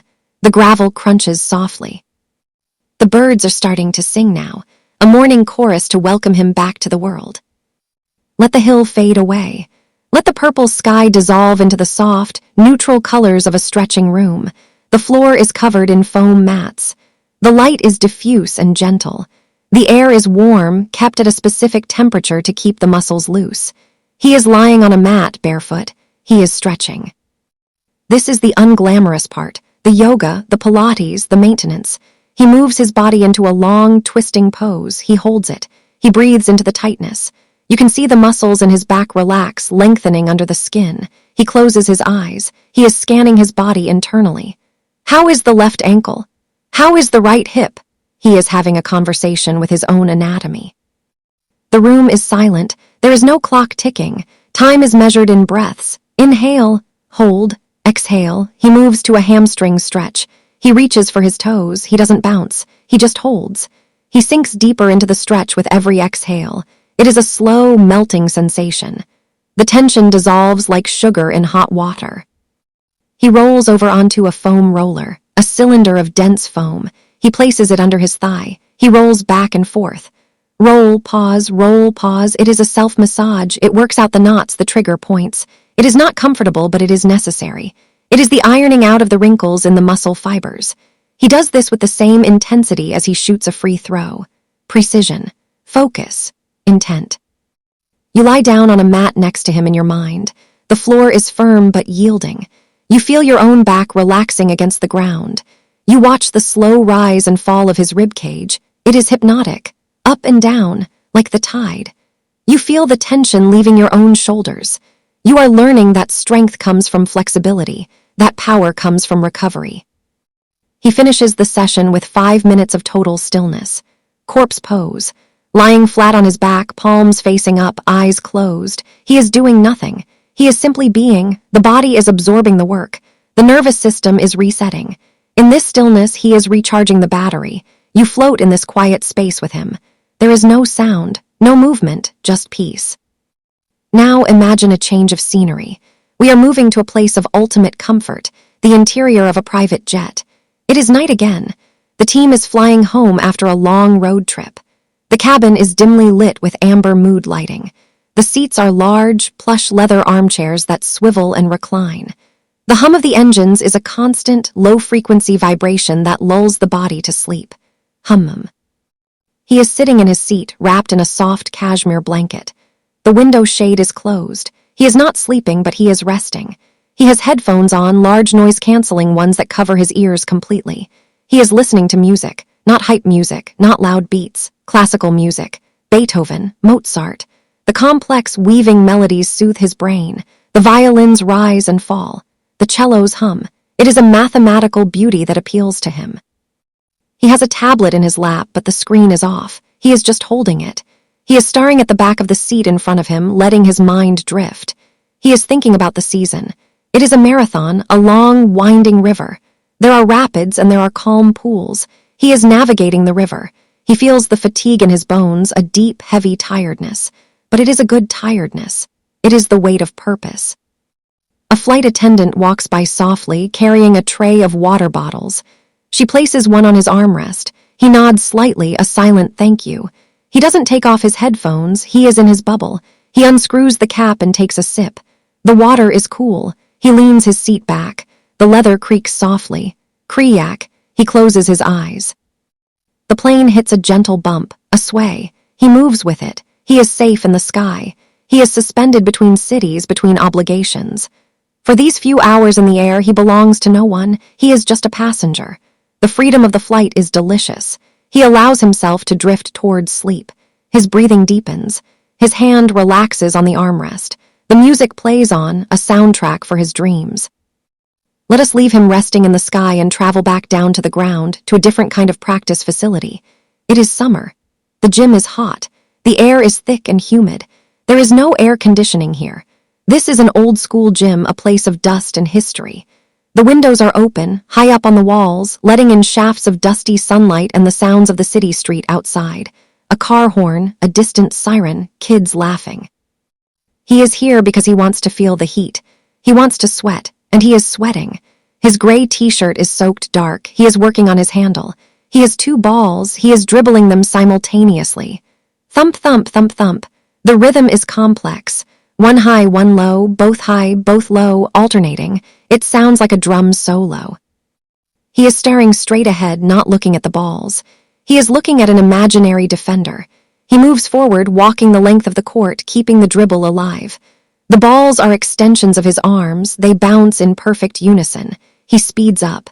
The sound becomes a machine gun rattle.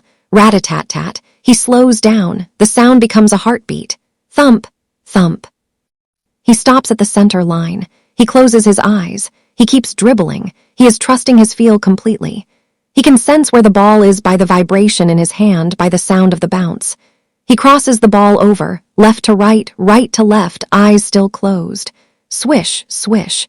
The leather scrapes against his skin. He is a jazz musician improvising in the dark. He opens his eyes. He drops one ball and kicks it gently to the sideline. He takes the remaining ball. He stands at the top of the key. He spins the ball to himself. Catches, pivots, shoots. The net is metal chain here. Ching! The sound is bright and metallic. It shimmers in the hot air.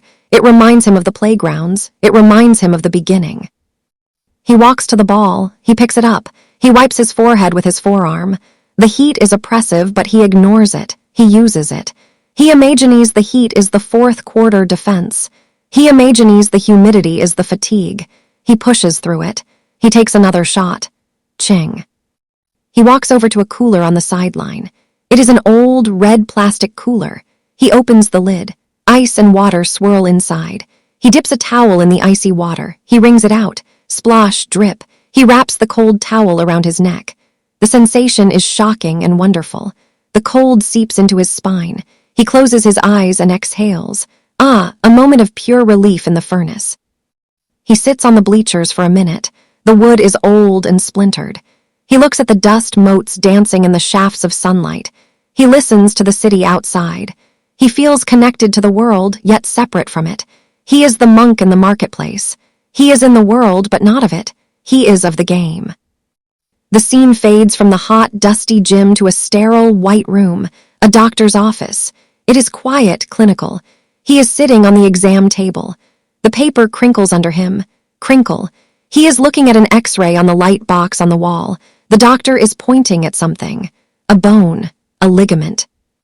He listens intently. He is studying his own machinery. He wants to know exactly how it works, how it breaks, and how it heals. He asks a question. His voice is low, calm. He is not afraid of the injury. He views it as a mechanical problem to be solved. How do we fix it? How long is the rehab? What can I do today? He looks at his hand. He flexes his fingers. The human body is fragile yet resilient. He has learned to work around the pain. He has learned to change his game when the body says no. If he can't jump as high, he will use better footwork. If he can't drive as fast, he will use the post. He is adaptable. He is water. The doctor turns off the light box. Click. The room dims. He hops off the table. He shakes the doctor's hand. He walks out. He has a plan. He always has a plan. The injury is just a detour, not a dead end.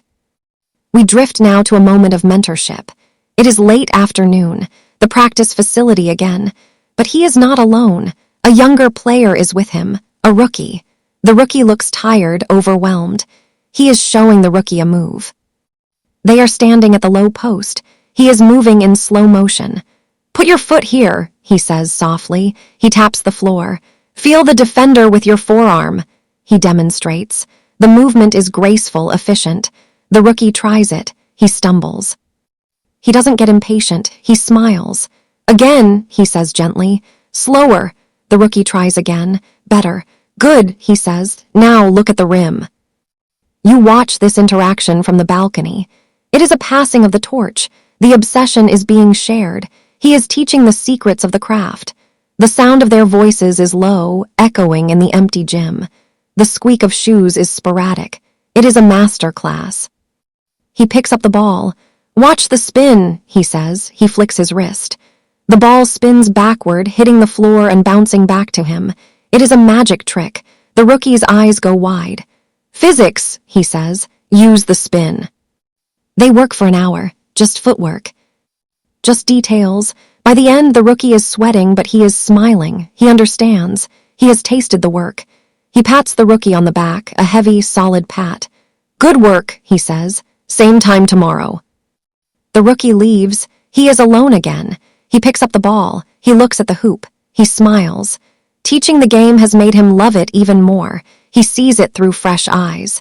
He remembers when he was the rookie, hungry and clueless. He remembers the veterans who taught him. The circle continues. He shoots one last shot, a high, looping layup. It rolls around the rim, round and round. It drops in. He catches it before it hits the floor. He tucks it under his arm. He walks to the exit. The lights click off behind him, section by section. Click, click, click. Darkness chases him to the door, but he steps out into the light before it catches him. Let us follow him home again. It is evening now. The sun is setting over the Pacific Ocean. The sky is a riot of orange, pink, and purple. He is driving along the coast. The windows are down. The sea breeze rushes in, salty and cool. Whoosh. He can hear the waves crashing on the rocks below. Crash, hiss. He is driving a convertible. The top is down. He feels the wind in his hair. He is wearing sunglasses. He looks relaxed. The day's work is done. The pressure is off. He is just a man driving by the ocean. He looks at the horizon where the water meets the sky. It is a straight, infinite line. It calms him. It reminds him of the baseline. Straight. True. He stops at a red light. He looks at the car next to him. A family, kids in the back seat eating ice cream. They don't see him. He watches them. He wonders about their lives. Do they know the grind? Do they know the obsession? Probably not. And that's okay. He carries the weight so they can watch the show. The light turns green. He accelerates. The engine purrs. The car glides forward. He turns up the music. Smooth jazz. A saxophone solo that winds and curls like smoke. He taps his fingers on the steering wheel. He is in rhythm with the world. He pulls into his driveway. The gate opens slowly. Creak, clank, he drives up the long path. The house is warm and inviting. Lights are on in the windows. He parks the car. He turns off the engine. Silence returns. He sits in the car for a moment, just transitioning, leaving the athlete outside, becoming the father, becoming the husband. He takes a deep breath.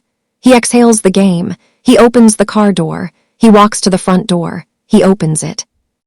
Inside, there is the smell of dinner cooking, garlic, rosemary, roasting meat, the sound of laughter, the sound of a dog barking happily. It is a different kind of sanctuary. He takes off his shoes. He walks onto the soft carpet. He is home. But even here, in the comfort of home, the obsession is a quiet hum in the background. Later, after dinner, after the house is quiet, he will go to the garage. There is a hoop in the driveway. He will pick up a ball. He won't shoot. He will just hold it. He will stand in the dark driveway under the stars and feel the leather. He will take one shot, just one, in the dark. He will visualize the ball going through the net. He will feel the release. He will hear the swish in his mind, and that will be enough. Drift now. Let the image of the dark driveway fade. Let the sound of the ocean fade. Let the smell of the gym fade. You are floating in a space of pure relaxation. The day is over. The work is done. The muscles are resting. The mind is quiet. Think of the repetition. The bounce, the shot, the swish. The bounce, the shot, the swish. It is a wheel turning slowly. It is a clock ticking softly. It is a lullaby. You are safe. You are supported. You are at peace. Imagine a single basketball sitting on a wooden floor in a pool of moonlight. It is perfectly still. It is a sphere of potential.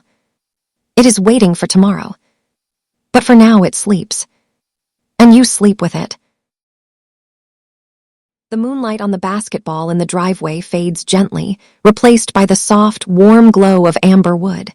We are drifting now into a place of dry heat and profound silence. You are stepping into the sauna. It is a small, cedar-lined room, tucked away in the corner of the training facility. The air here is thick and still, carrying the rich, resinous scent of heated wood. It smells like a forest in the summer sun. He is sitting on the upper bench, a towel draped over his head, leaning forward with his elbows on his knees. The heat is intense, a dry blanket that wraps around the skin, penetrating deep into the muscles. You can feel the warmth entering your own pores just by watching him. It is a cleansing heat. It is a quiet furnace where the toxins of the day are burned away. There is no sound in here but the soft hiss of water hitting the hot rocks in the corner. Hiss. SSSSSS. Steam rises in a ghostly plume, vanishing into the dry air. He sits perfectly still. He is meditating in the fire. Beads of sweat form on his arms and shoulders, catching the dim light like tiny jewels. They roll down his skin in slow, rhythmic rivulets. Drip, drip. You sit on the lower bench. The wood is hot to the touch, grounding you. The silence is heavy, pressing against your ears. It is a vacuum of sound. Here, the noise of the media, the fans, the expectations, it all evaporates. There is only the heat and the breath. You watch his ribcage expand and contract. Slow, deep, controlled. He is mastering his own physiology. He is teaching his body to find comfort in the extreme. Time loses its meaning in the sauna. Minutes stretch into hours. The heat slows everything down. Your thoughts become sluggish, heavy, peaceful. You feel a deep lethargy spreading through your limbs. It is the feeling of a battery being recharged. The heat is energy, and he is soaking it up, storing it for the cold winter nights of the season. After what feels like an eternity, he moves. He sits up straight. He rolls his neck. Crack, a soft release of tension. He wipes his face with a towel. He steps down from the bench, his movements languid and loose. He opens the heavy wooden door. Creak. Cool air rushes in, a blessed relief. He steps out, leaving the cedar box behind but carrying the warmth within him. The scene shifts. We are moving from the heat to the tactile world of preparation. You are standing in the locker room again, but it is hours before anyone else arrives. The room is a sanctuary of chrome and carpet. He is sitting at his locker, which is organized with military precision. He is preparing his hands. He picks up a roll of pre-wrap. It is a thin, gauzy foam, delicate and colorful. He wraps it around his ankles. Swish, swish, swish. It is a soft sound like whispering fabric. He does this with a practiced hand, creating a protective layer for the skin. Then comes the tape, white athletic tape. He tears a strip. R-R-R rip. The sound is sharp and decisive. He begins to tape his ankles. It is an intricate process, a form of engineering. He creates a stirrup, looping the tape under the heel and up the sides. Smooth, pull, stick. He creates a figure eight. Cross, loop, secure. He is building a cast, a structure that will hold him up when gravity tries to pull him down. He does not look at his foot, his hands know the way. He is staring straight ahead, visualizing the game. You watch the tape overlap, layer by layer. It is hypnotic. The white lines crossing and recrossing. It looks like a bandage, but it is armor. He smooths it down with the palm of his hand, warming the adhesive so it bonds to the pre-wrap. He flexes his foot. Creak. The tape strains but holds. He nods. It is tight. It is secure. He moves to his fingers. He tapes the index and middle finger of his shooting hand together near the base. Just a small strip. A reminder. A stabilizer. He rubs the tape to ensure it is smooth. He doesn't want it to catch on the ball. He picks up a basketball from the floor and holds it. He tests the grip. The tape feels right. It is part of his hand now. The locker room is so quiet you can hear the hum of the refrigerator in the nutrition station across the room. You can hear the distant murmur of a vacuum cleaner in the hallway. These are the sounds of the before, the calm before the storm. You feel a sense of anticipation, but it is a calm anticipation, like waiting for a sunrise. Let us drift now to a different kind of preparation, a mental one. We are on a bus again, but this time it is moving through the snowy streets of a northern city. Denver, perhaps, or Minneapolis. Outside the window, large snowflakes are falling softly, illuminated by the streetlights. They swirl in the wind, landing on the glass and melting into streaks of water. Inside the bus, it is warm and dark. The team is silent. He is sitting in the back, his sanctuary. He has a small DVD player in his lap. The screen glows blue. He is watching old footage, not of himself, not of his opponents. He is watching the greats of the past. He is watching black and white footage of players from the 60s and 70s.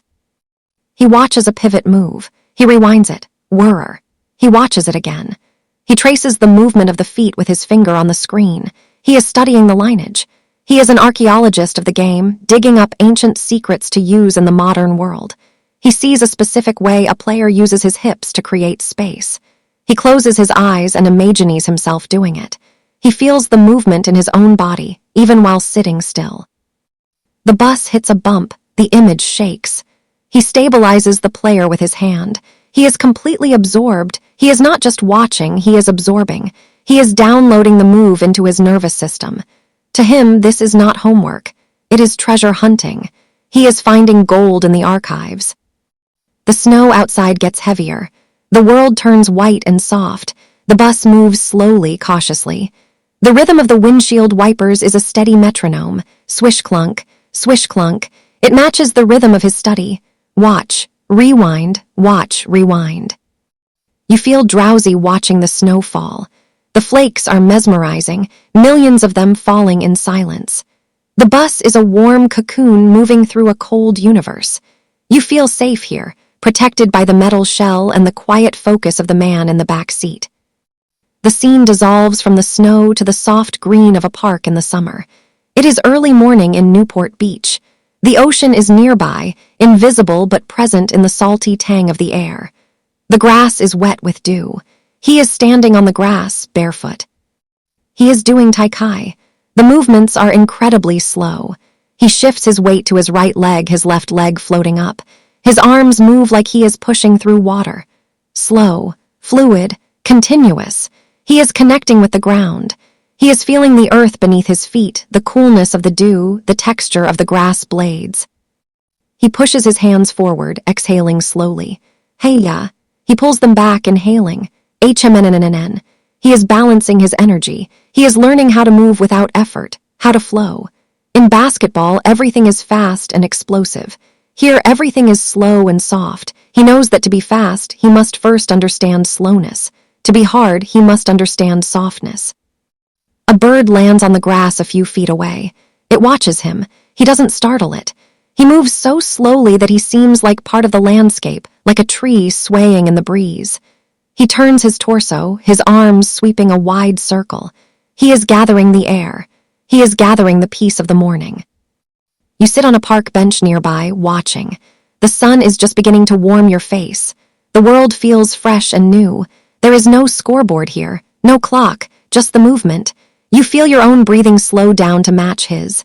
In, out, flow. He finishes the routine. He stands with his feet together, hands over his stomach. He bows slightly to the rising sun, a gesture of respect, a gesture of gratitude. He picks up his shoes and walks back to his car, his footprints leaving a dark trail in the dewy grass. Let's follow him now to a place of healing, a treatment room in a high-end clinic. The walls are painted a soothing shade of pale blue. Soft, ambient music plays, flutes and chimes, drifting like smoke. He is lying face down on a massage table. A therapist is working on his back. This is not a relaxing spa massage. This is structural work. The therapist uses deep pressure, finding the knots in the muscles, the scar tissue from years of battle. You can see his back muscles twitch slightly as the therapist finds a trigger point. He breathes through it. He does not tense up. He surrenders to the pressure.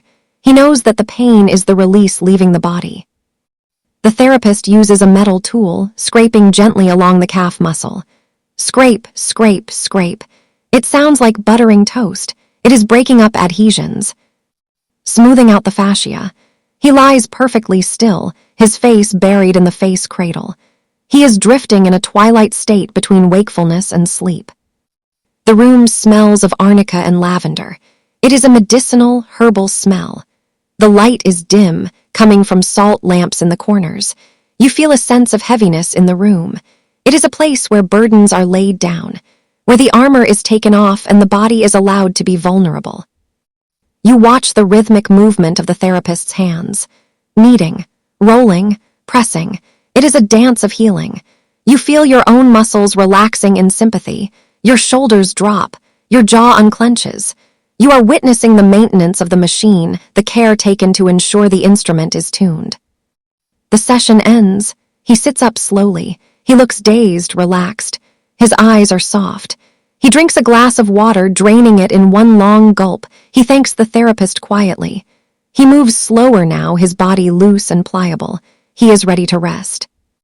We drift back to the court now, but it is a different kind of court. It is a rooftop court in China. It is night. The city skyline surrounds the building, a futuristic forest of neon and glass. Skyscrapers tower overhead, their lights blinking red and white. But up here on the roof, it is dark and private. He is here for a promotional tour, but the obsession travels with him. He has found a ball. He has found a hoop. The court surface is a rubberized grid.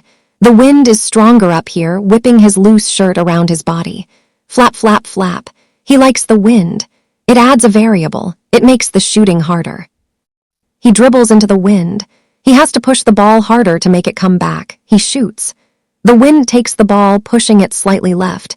It hits the rim. Clang, he laughs. A soft, genuine laugh. He enjoys the challenge. He adjusts. He aims a little right. He shoots. Swish. He has calculated the wind shear. He has solved the equation.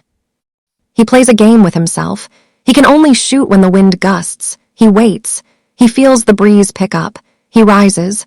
Shoot. Swish. He waits again. The wind dies down. He holds the ball. He is patient. He is playing against the elements. Below him, millions of people are moving through the city. The traffic is a river of light. The noise of the city is a distant hum, a constant thrumming energy. But up here, he is alone with the sky. He feels like he is playing on top of the world. He walks to the edge of the roof, safely behind a high glass wall, and looks down. He sees the flow of humanity. He feels a connection to them, to their energy.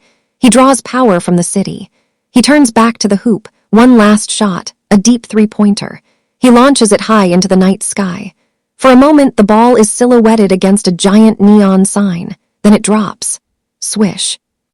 The scene fades, the neon lights blurring into streaks of color, then fading to the soft gray of a rainy afternoon in Portland. He is in a hotel room. It is raining hard. The rain lashes against the window.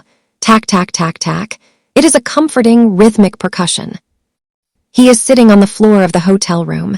He has a foam roller and a lacrosse ball. He is doing mobility work.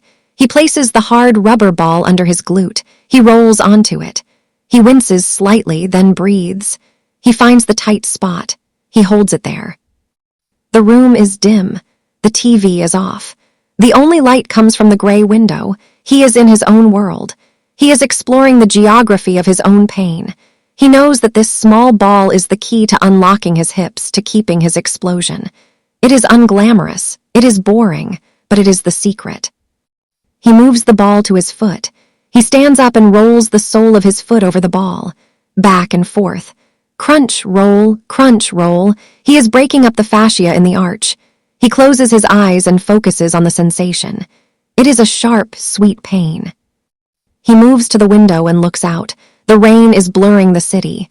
The streets are slick and black. He loves the rain. It matches his mood. Introspective, quiet, relentless. The rain doesn't stop because it's tired. It just keeps falling. He wants to be like the rain. Let us return to the sanctuary of the Lakers' practice facility. It is late evening. The cleaners are working in the hallway, the buffer machine humming. VRR. He is on the court, but he is not shooting. He is working on his pivot. He stands at the elbow. He holds the ball. He pivots on his left foot. He swings his right leg around. He keeps the ball tight to his body. He pivots back. He pivots forward. He creates a full circle.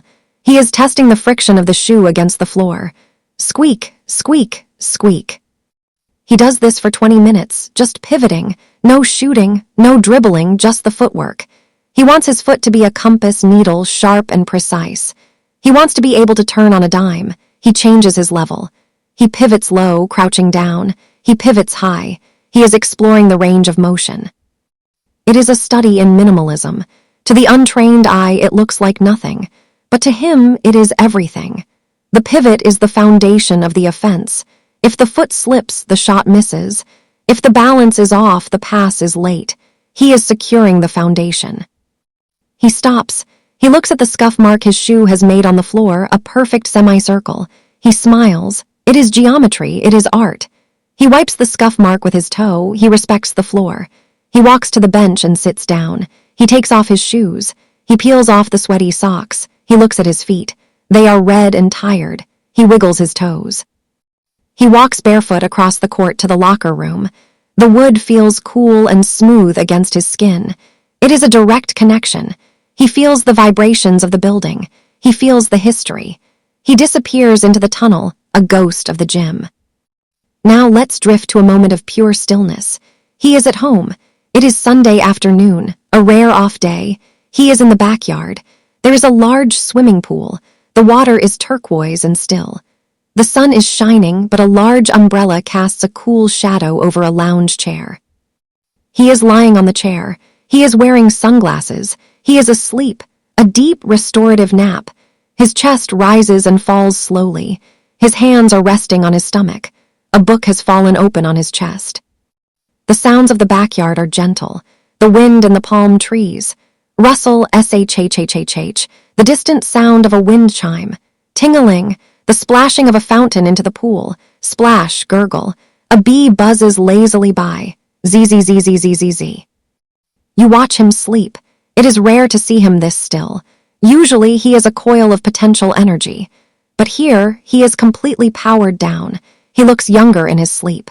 The lines of intensity on his face have smoothed out. He is just a man resting in his garden. You feel the warmth of the sun on your own skin. You smell the chlorine of the pool and the sweet scent of jasmine from the hedges. It is a lazy, golden afternoon. There is nowhere to go, nothing to do, just exist in this pocket of peace. He stirs slightly. He turns his head. He doesn't wake up. He sinks deeper into the cushion. He is dreaming. Maybe he is dreaming of Italy. Maybe he is dreaming of the perfect shot. Or maybe he is dreaming of nothing at all, just floating in the dark velvet of sleep. Let the image of the sunny garden fade. We return to the night. We return to the grind.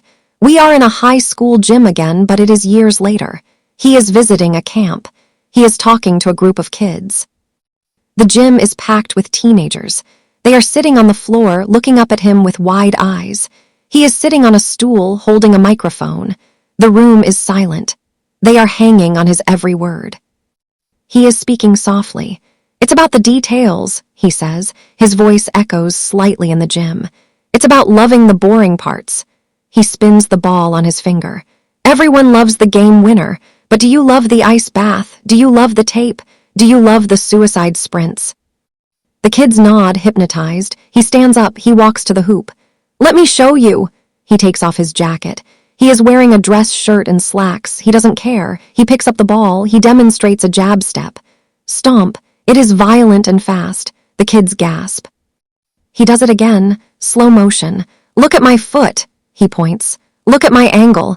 He is sharing the code. He is giving them the keys to the kingdom. He looks at them with intensity. Don't just watch me, study me. He puts the ball down. He sits back on the stool. The lesson is over. But the feeling remains. The transfer of knowledge. The spark passing from one generation to the next. The gym feels electric with potential. Drift away from the camp now. Float back to the solitary drive. He is in his car driving home from the camp. It is late. The highway is a river of red taillights. He is tired. His throat is dry from talking, but his mind is active. He thinks about the kids. He saw the look in one boy's eyes, the hunger. It reminded him of himself. He smiles. The game is in good hands. The obsession will survive. He turns on the radio, classical piano. Chopin. The notes are like raindrops, sad and beautiful. He taps his fingers on the leather steering wheel. He looks at the city passing by. The billboards, the office buildings, the life going on in a million different windows. He feels a sense of separation, but also a sense of purpose. He has his lane. He has his path. He stays on it. The car hums. The tires sing on the asphalt. He exits the highway and heads up the hill, back to the silence of the canyon. He arrives home. The gate opens, creak. He parks.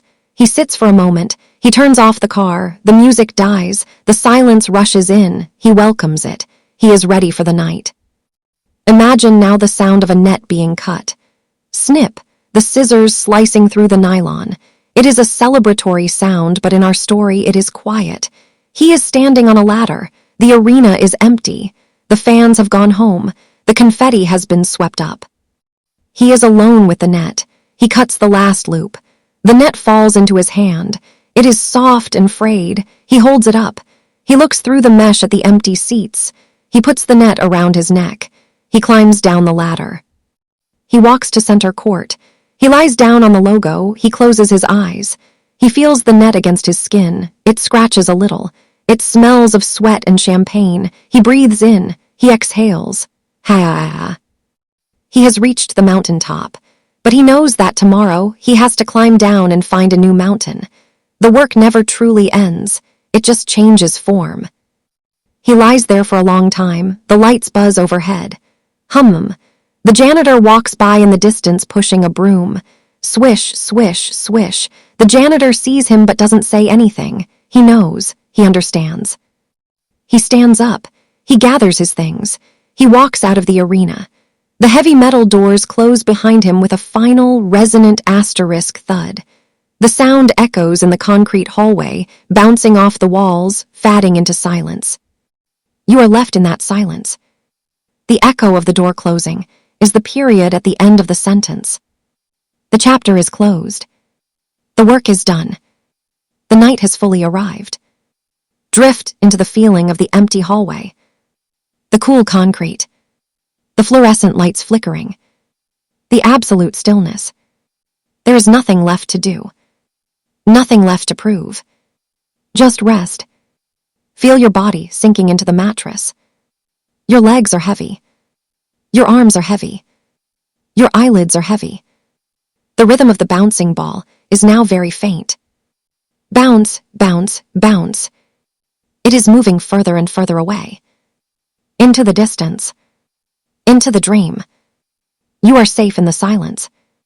You are wrapped in the quiet of the gym. The lights are out. The court is sleeping. The ball is still. And so are you.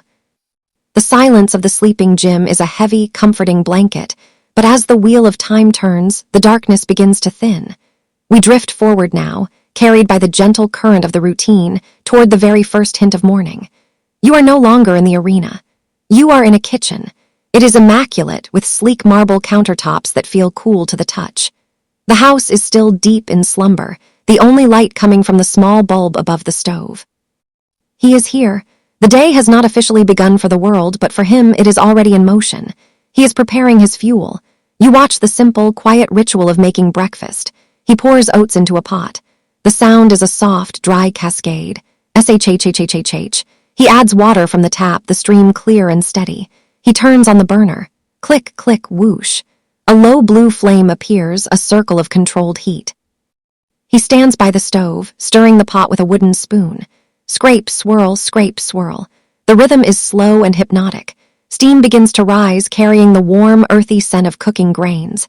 It is a humble smell, grounding and simple. He is not rushing. He watches the bubbles form and burst on the surface of the oatmeal.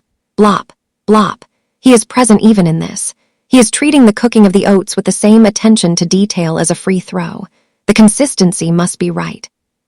The temperature must be right. He pours the oatmeal into a ceramic bowl. Clink. He adds a handful of berries. He sits at the kitchen island. The stool creaks softly as he settles his weight. Creak. He eats in silence. The spoon clinks against the bowl. Ting. He chews slowly. He is fueling the machine. He stares out the window at the dark outline of the trees in the backyard. He is visualizing the day ahead. The schedule is a map in his mind, and he is tracing the route. 0400 weight room. 0600 shooting. 0800 breakfast with family. 1000 film. The structure gives him peace. He finishes the bowl. He washes it in the sink. The water rushes over his hands, warm and soapy. He dries the bowl and puts it away. The kitchen is left exactly as he found it, perfectly ordered. Chaos in the environment leads to chaos in the mind, and he allows no chaos. He moves to the garage. The air here is cooler, smelling of concrete and tires. He opens the car door. The interior light flickers on, illuminating the leather seats. He slides in. The door closes with a solid, expensive thud. Thunk. He pushes the start button. The engine wakes up with a low growl that quickly settles into a sophisticated purr. Vroom, hum. He backs out of the driveway. The gate slides open silently. He is out on the road. The streets of Newport Coast are empty. The streetlights cast long, lonely shadows that stretch across the asphalt. He is the only soul moving. It feels like he owns the world at this hour. The car glides around the curves of the canyon road. He doesn't need to speed. He flows. He turns on the heater. A gentle warmth fills the cabin. He is in a capsule of comfort, moving through the cold morning mist. The drive is a transition. It is the bridge between the domestic quiet and the professional quiet. He uses this time to switch gears. He leaves the father and the husband at the gate. He becomes the black mamba on the highway. But it is not a jagged transformation. It is smooth, like shifting gears in a well-oiled transmission. He arrives at the facility. The sky is turning a deep, bruised indigo in the east. The stars are fatting. He parks in his spot. He walks to the door. He swipes his key card. Beep. The light turns green. The lock disengages. Click-clack. He pulls the heavy metal door open. The smell hits him first. That specific gym smell. Rubber, floor wax, old sweat, and conditioned air. It is the perfume of his life.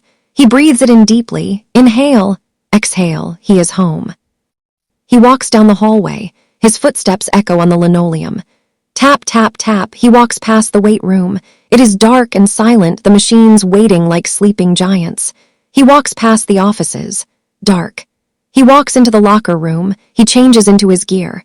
The rustle of fabric, the snap of elastic, the tying of laces. It is the dawning of the armor. He walks out onto the court. It is just him and the basket. He picks up a ball from the rack. The leather is cool and pebbled. He runs his thumb along the black channel. He finds the valve. He positions his fingers. He starts close to the rim. The Micken drill again. It is the foundational alphabet of his language. Right hand, left leg up. Bank, swish, catch. Left hand, right leg up. Bank, swish, catch. He finds a rhythm. It is a pendulum swinging. Tick, tock, tick, tock. The ball hits the backboard at the exact same spot every time.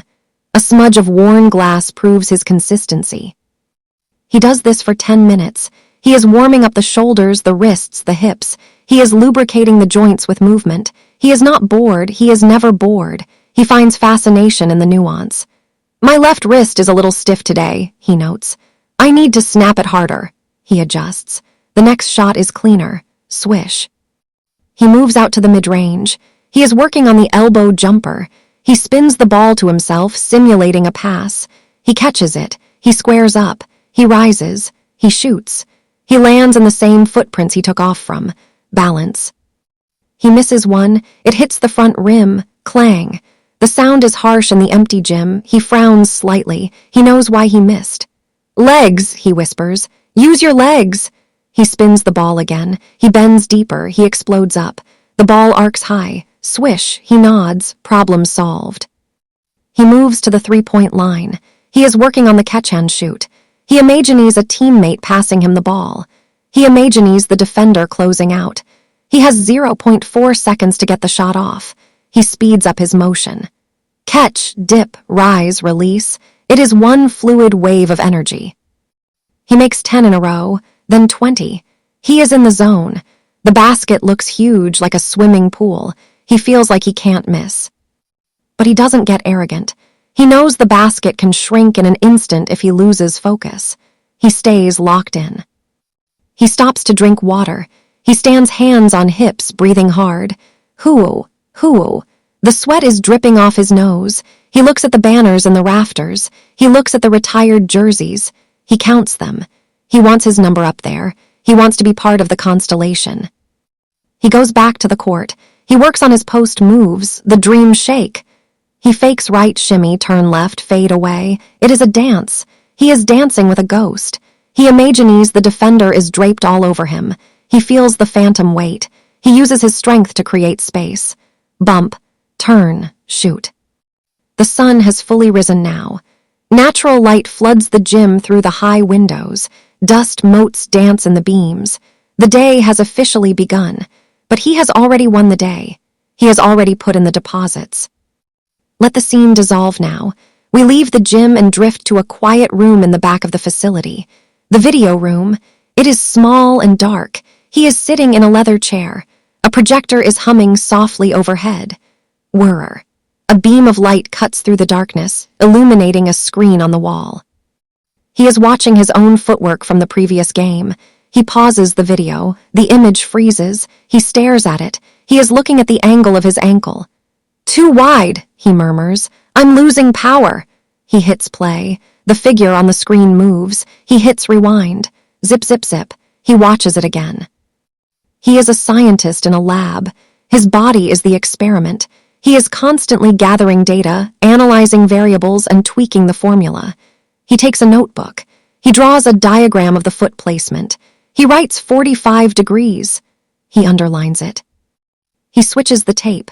Now he is watching a defensive player from another team. He watches how this player reacts to a pump fake. He bites every time, he notes. He leaves his feet. He smiles. He files this away. Next time they play, he will use a pump fake. He will send that player flying into the air and he will step through for an easy layup.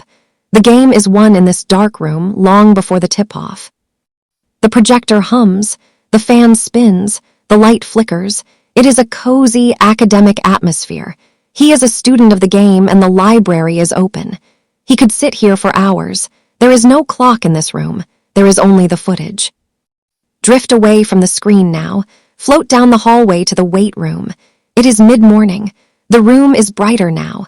The smell of iron is sharp. He is alone again. He prefers to lift alone. He is lying on a bench press. He grips the bar. The metal is knurled, rough against his palms. He likes the texture. It feels real. He unracks the weight. Clank. He lowers it slowly to his chest. 1, 2, 3. He pushes it up explosively. Boom. He is not lifting for bulk. He is lifting for power, for armor. He breathes out sharply with every push. PSHHH. PSHHH. It is a rhythmic release of pressure. He does 5 reps. He racks the weight. Clank. He sits up. He stares at himself in the mirror. He is not looking at his muscles. He is looking at his eyes. Are they tired? Are they focused? He moves to the pull-up bar. He jumps up and grabs it. He hangs for a moment, letting his spine decompress. He feels the stretch in his lats. Then he pulls, chin over the bar, lower down slowly. Pull, lower. He is lifting his own body weight. He is mastering gravity. He drops to the floor, thud. He shakes out his arms. He walks to the water fountain. The water is cold. He wipes his face with his shirt. He is covered in a sheen of sweat. It feels good. It feels like armor. Let's move now to a scene of contrast. From the hard iron of the weight room to the soft, grassy expanse of a golf course, it is late afternoon. He is not playing golf. He is walking, just walking. The course is empty. The sprinklers are on in the distance, sending arcs of water over the fairways. CHKCHKCHKSHHHHH. The grass is incredibly green and manicured. The air smells of cut grass and damp earth. He walks along the cart path. He is wearing headphones, but there is no music playing. He is just wearing them to muffle the world. He is walking to clear his head. The repetitive motion of walking is soothing. Left foot, right foot. Left foot, right foot. He stops by a pond. The water is still, reflecting the trees and the sky. A duck paddles silently across the surface, leaving a V-shaped wake. He watches the wake expand and fade. He thinks about the ripple effect. How one action creates waves that travel outward. How one missed practice can ripple through a season. How one made shot can ripple through a career. He picks up a small stone and tosses it into the pond. Plop. Ripples form, circle upon circle. He watches them until the water is smooth again. He takes a deep breath of the fresh air. He feels recharged. The silence of nature is different from the silence of the gym. It is bigger. It is older. He turns and walks back toward the clubhouse. The sun is beginning to dip below the tree line, casting long shadows across the grass. The light is golden and soft. It is the magic hour. The world looks beautiful and peaceful. He carries this peace with him as he heads back to the car. Drift now to the interior of his home office. It is evening. The house is quiet. He is sitting at his desk. He has a dismantled shoe in front of him. He has taken a scalpel and cut a sneaker in half. He is looking at the cross-section. He wants to see the layers, the foam, the airbag, the carbon fiber plate. He is obsessed with the engineering. Why did my foot slide? He asks the shoe. He pokes the foam with a pen.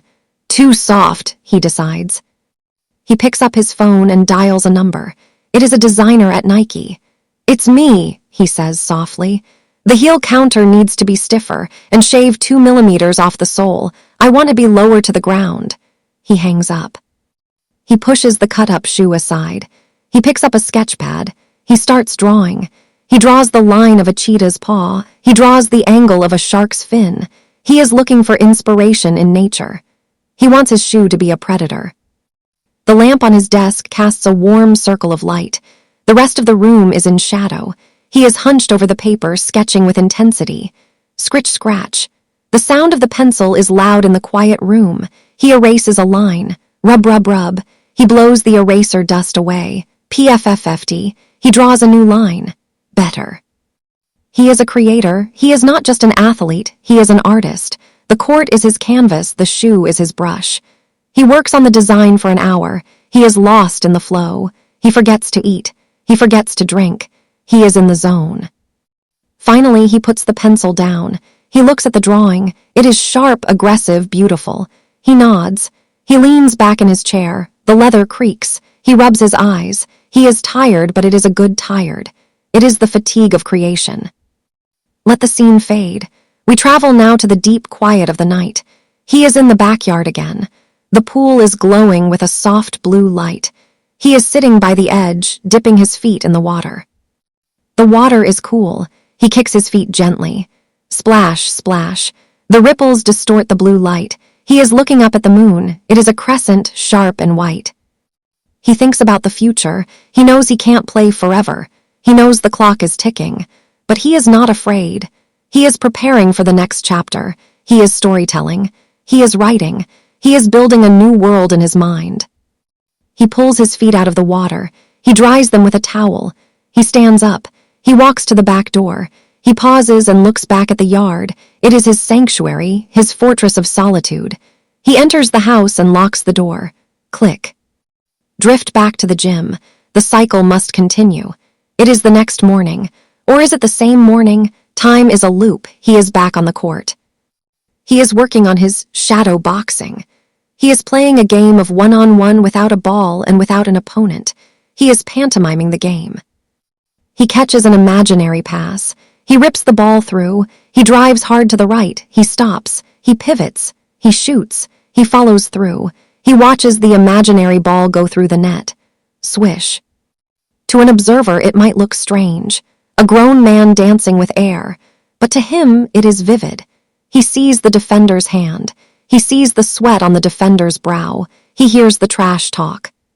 He plays a whole game like this, running up and down the court, cutting, screening, shooting. He is sweating profusely. His heart rate is up. His brain doesn't know the difference between this and reality. His neural pathways are firing just the same. He stops at the free throw line. He wipes his brow. He is breathing hard. He looks at the empty rim. He respects the imagination. It is the most powerful tool he has. If he can see it here, he can do it there. He walks to the sideline and picks up a real ball. He holds it.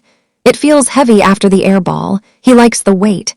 He walks to the spot he just imagined shooting from. He takes the exact same shot. Swish. The reality matches the dream. He smiles. The connection is made. The circuit is complete. Let's move to the training room again. He is getting a massage, but this is not for relaxation. This is for maintenance. The therapist is working on his calf, digging in deep. He is reading a book while getting the massage.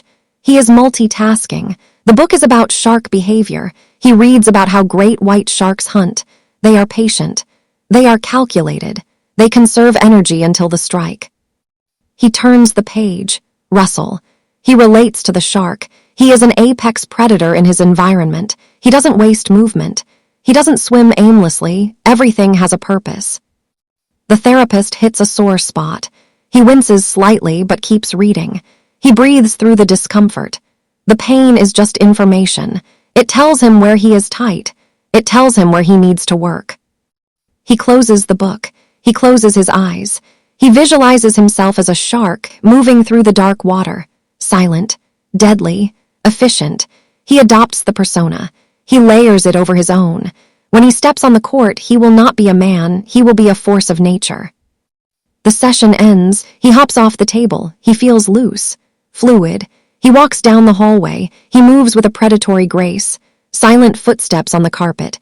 Pad, pad, pad. Drift now to the locker room showers. The steam is thick. The sound of the water is a loud, rushing roar. Shhhhhh. He is standing under the spray. The water is hot. It pounds against his shoulders. It washes away the sweat, the tape adhesive, the fatigue. He closes his eyes and lets the water run over his face. He is in a white noise cocoon. The world outside is muffled. Here there are no expectations, no cameras, no scoreboards, just the water and the heat. He turns the handle. The water stops. Squeak. The silence rushes back in. He grabs a towel. He dries off, vigorously, scrubbing the skin, waking up the nerves. He gets dressed. A suit today. He has a business meeting. He ties his tie in the mirror, a double Windsor, perfect symmetry. He adjusts the collar. He puts on his watch. Click. He looks at his reflection. The eyes are the same. Whether he is in a jersey or a suit, the intensity is there. The obsession doesn't stay in the locker room. It travels with him. He walks out of the facility. The security guard nods. Have a good one, Kobe. He nods back. You too. He gets in his car. He checks his phone. Messages, emails, schedule. The world is clamoring for his attention. He takes a deep breath. He engages. He drives into the city. The traffic is heavy. He is stuck in gridlock. He doesn't get angry. He uses the time. He listens to a podcast about storytelling. He is learning how to structure a narrative. He looks at the other cars. He sees people singing, people arguing, people putting on makeup. He observes humanity. He is always watching, always learning. He arrives at the office building. He walks into the lobby. The marble floors echo. Clack, clack, clack. He gets in the elevator. He presses the button for the top floor. The elevator rises. Hum. His ears pop. He walks into the conference room. Men in suits are waiting. They stand up. He shakes hands, firm grip, eye contact. He sits at the head of the table. He is focused. He treats the meeting like a game. He wants to win the negotiation. He listens. He takes notes. He asks sharp questions. What is the return on investment? What is the timeline? He drills down into the details. He demands excellence from his business partners just as he demands it from his teammates. The meeting ends. He walks out. He is tired of talking. He wants to be back in the gym. He wants the simplicity of the ball. Drift back to the evening. He is home. He is in the living room. The TV is on, showing a basketball game. He is watching it with his daughter. She is asking questions. Why did he pass that? Why didn't he shoot? He explains. See how the defense collapsed. He made the right read. He is gentle with her. He is patient. He loves passing on the knowledge. She leans her head on his shoulder. He puts his arm around her. The fabric of his shirt is soft. The room is warm. This is the soft side of the obsession, the desire to leave a legacy, to plant trees under whose shade he will never sit. The game ends. She falls asleep. He carries her up to bed. He tucks her in. Rustle. He kisses her forehead. He turns on the nightlight. Click. He walks back downstairs. The house is silent. He walks to the kitchen. He drinks a glass of water. He looks at the clock. It is late. But he is not done. He goes to the garage. He changes into his gym clothes. He puts on his sneakers. He grabs a ball. He doesn't go to the facility. He goes to the driveway hoop. The moon is high. The air is cool. He starts shooting. Bounce, shoot, swish. Bounce, shoot, swish. He is working on his free throws, the most mental shot in the game. He closes his eyes. He shoots blind. Swish. He trusts the mechanics. He trusts the work. A neighbor's dog barks in the distance. Woof. A car drives by, headlights sweeping across the driveway. He doesn't flinch. He is in his bubble. He shoots 100 free throws. He counts them in his head. 98, swish. 99, swish. 100, swish. He holds the ball. He looks at the net. He nods.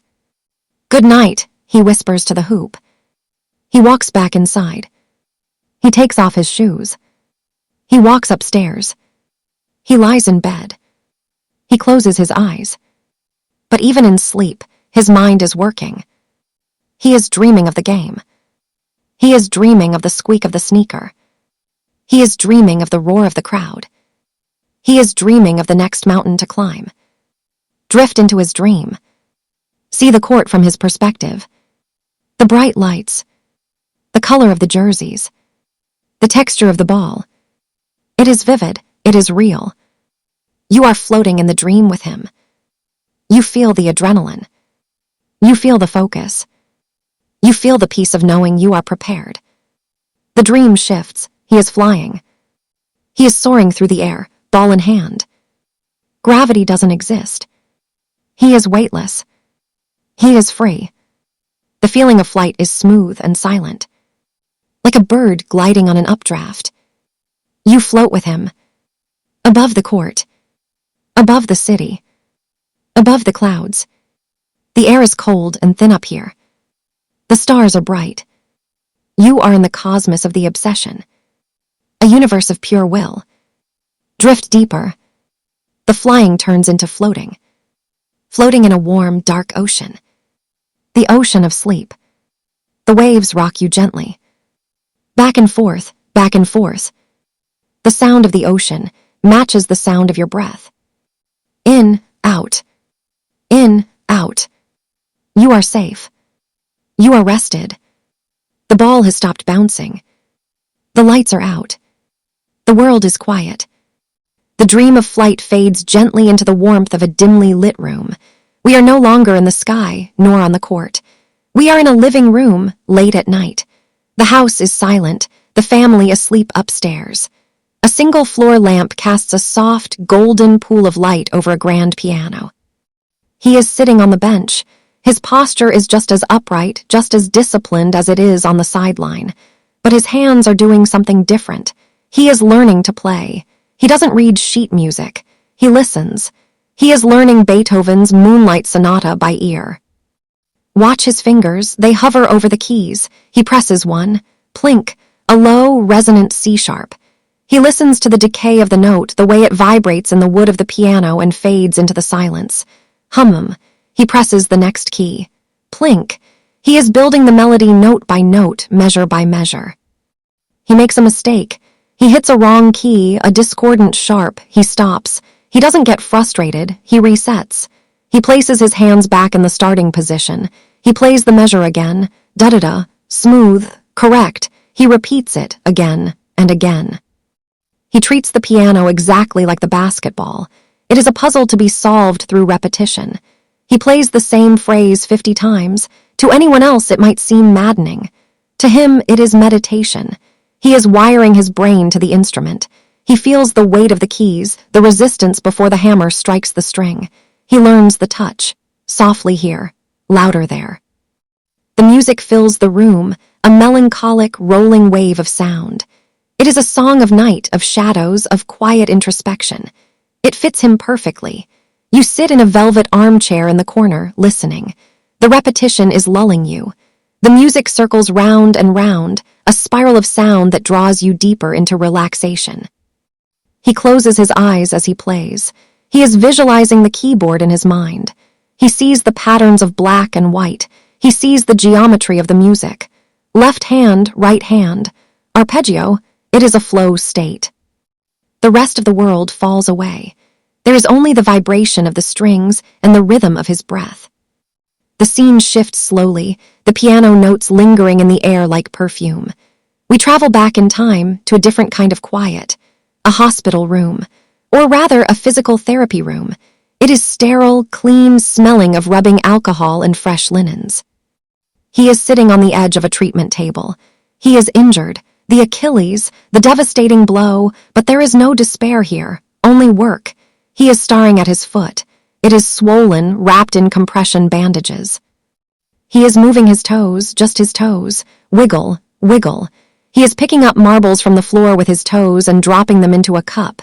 Clink, clink, clink. It is a tedious, microscopic task. It is the opposite of the high-flying dunk, but he gives it the same intensity. He counts the marbles. 1, 2, 3. He is rebuilding the connection between his brain and his foot. He is restringing the puppet. The room is silent except for the asterisk clink asterisk of the marbles. You watch the focus in his eyes.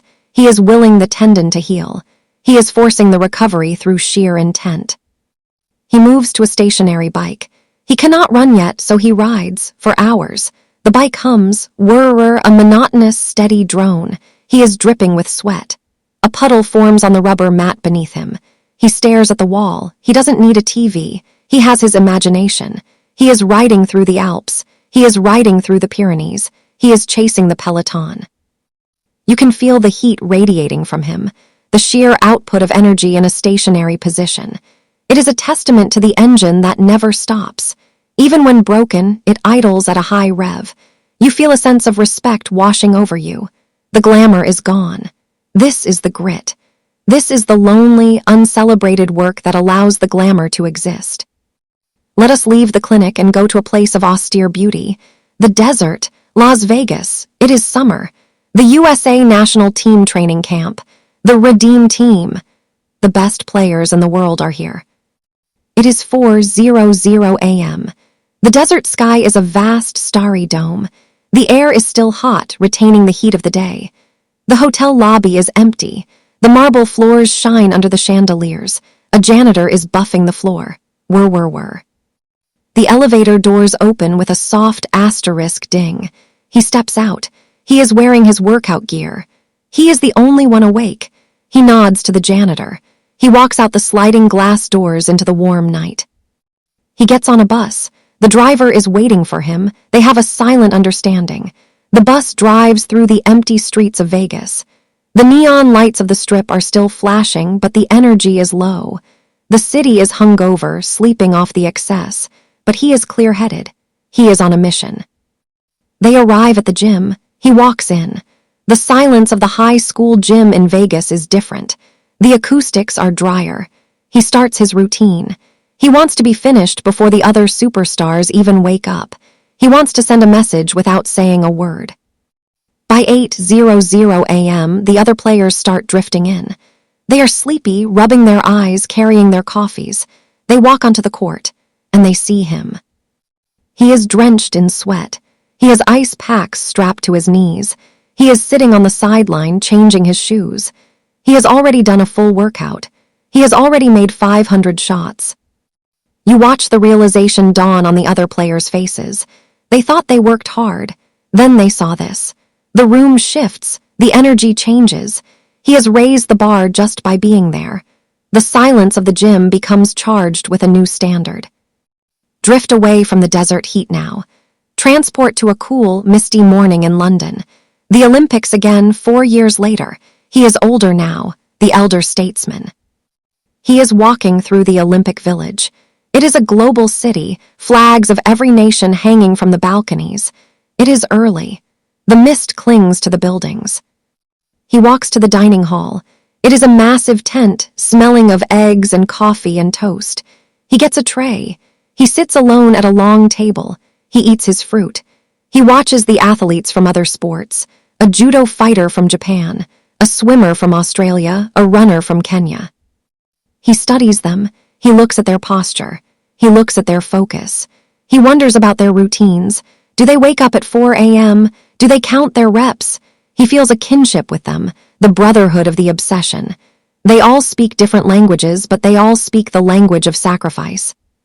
He finishes his meal. He clears his tray. He walks out into the London fog. He pulls his hood up. He is anonymous for a moment, just a man walking in the mist. He enjoys the cool dampness on his face. It wakes him up. It reminds him of his time in Italy.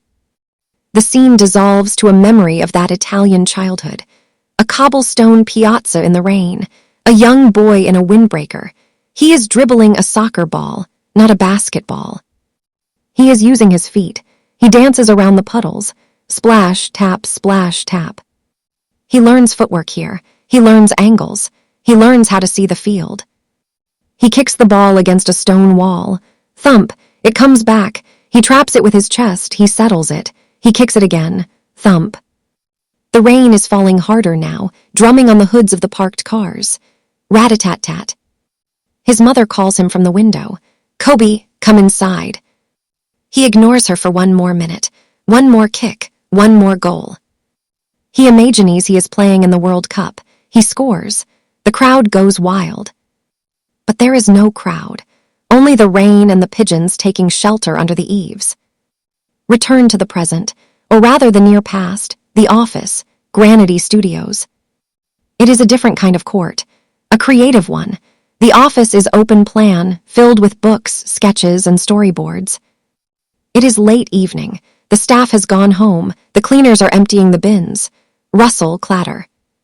He is standing at a whiteboard. It is covered in writing, arrows, circles, character arcs. He is holding a marker.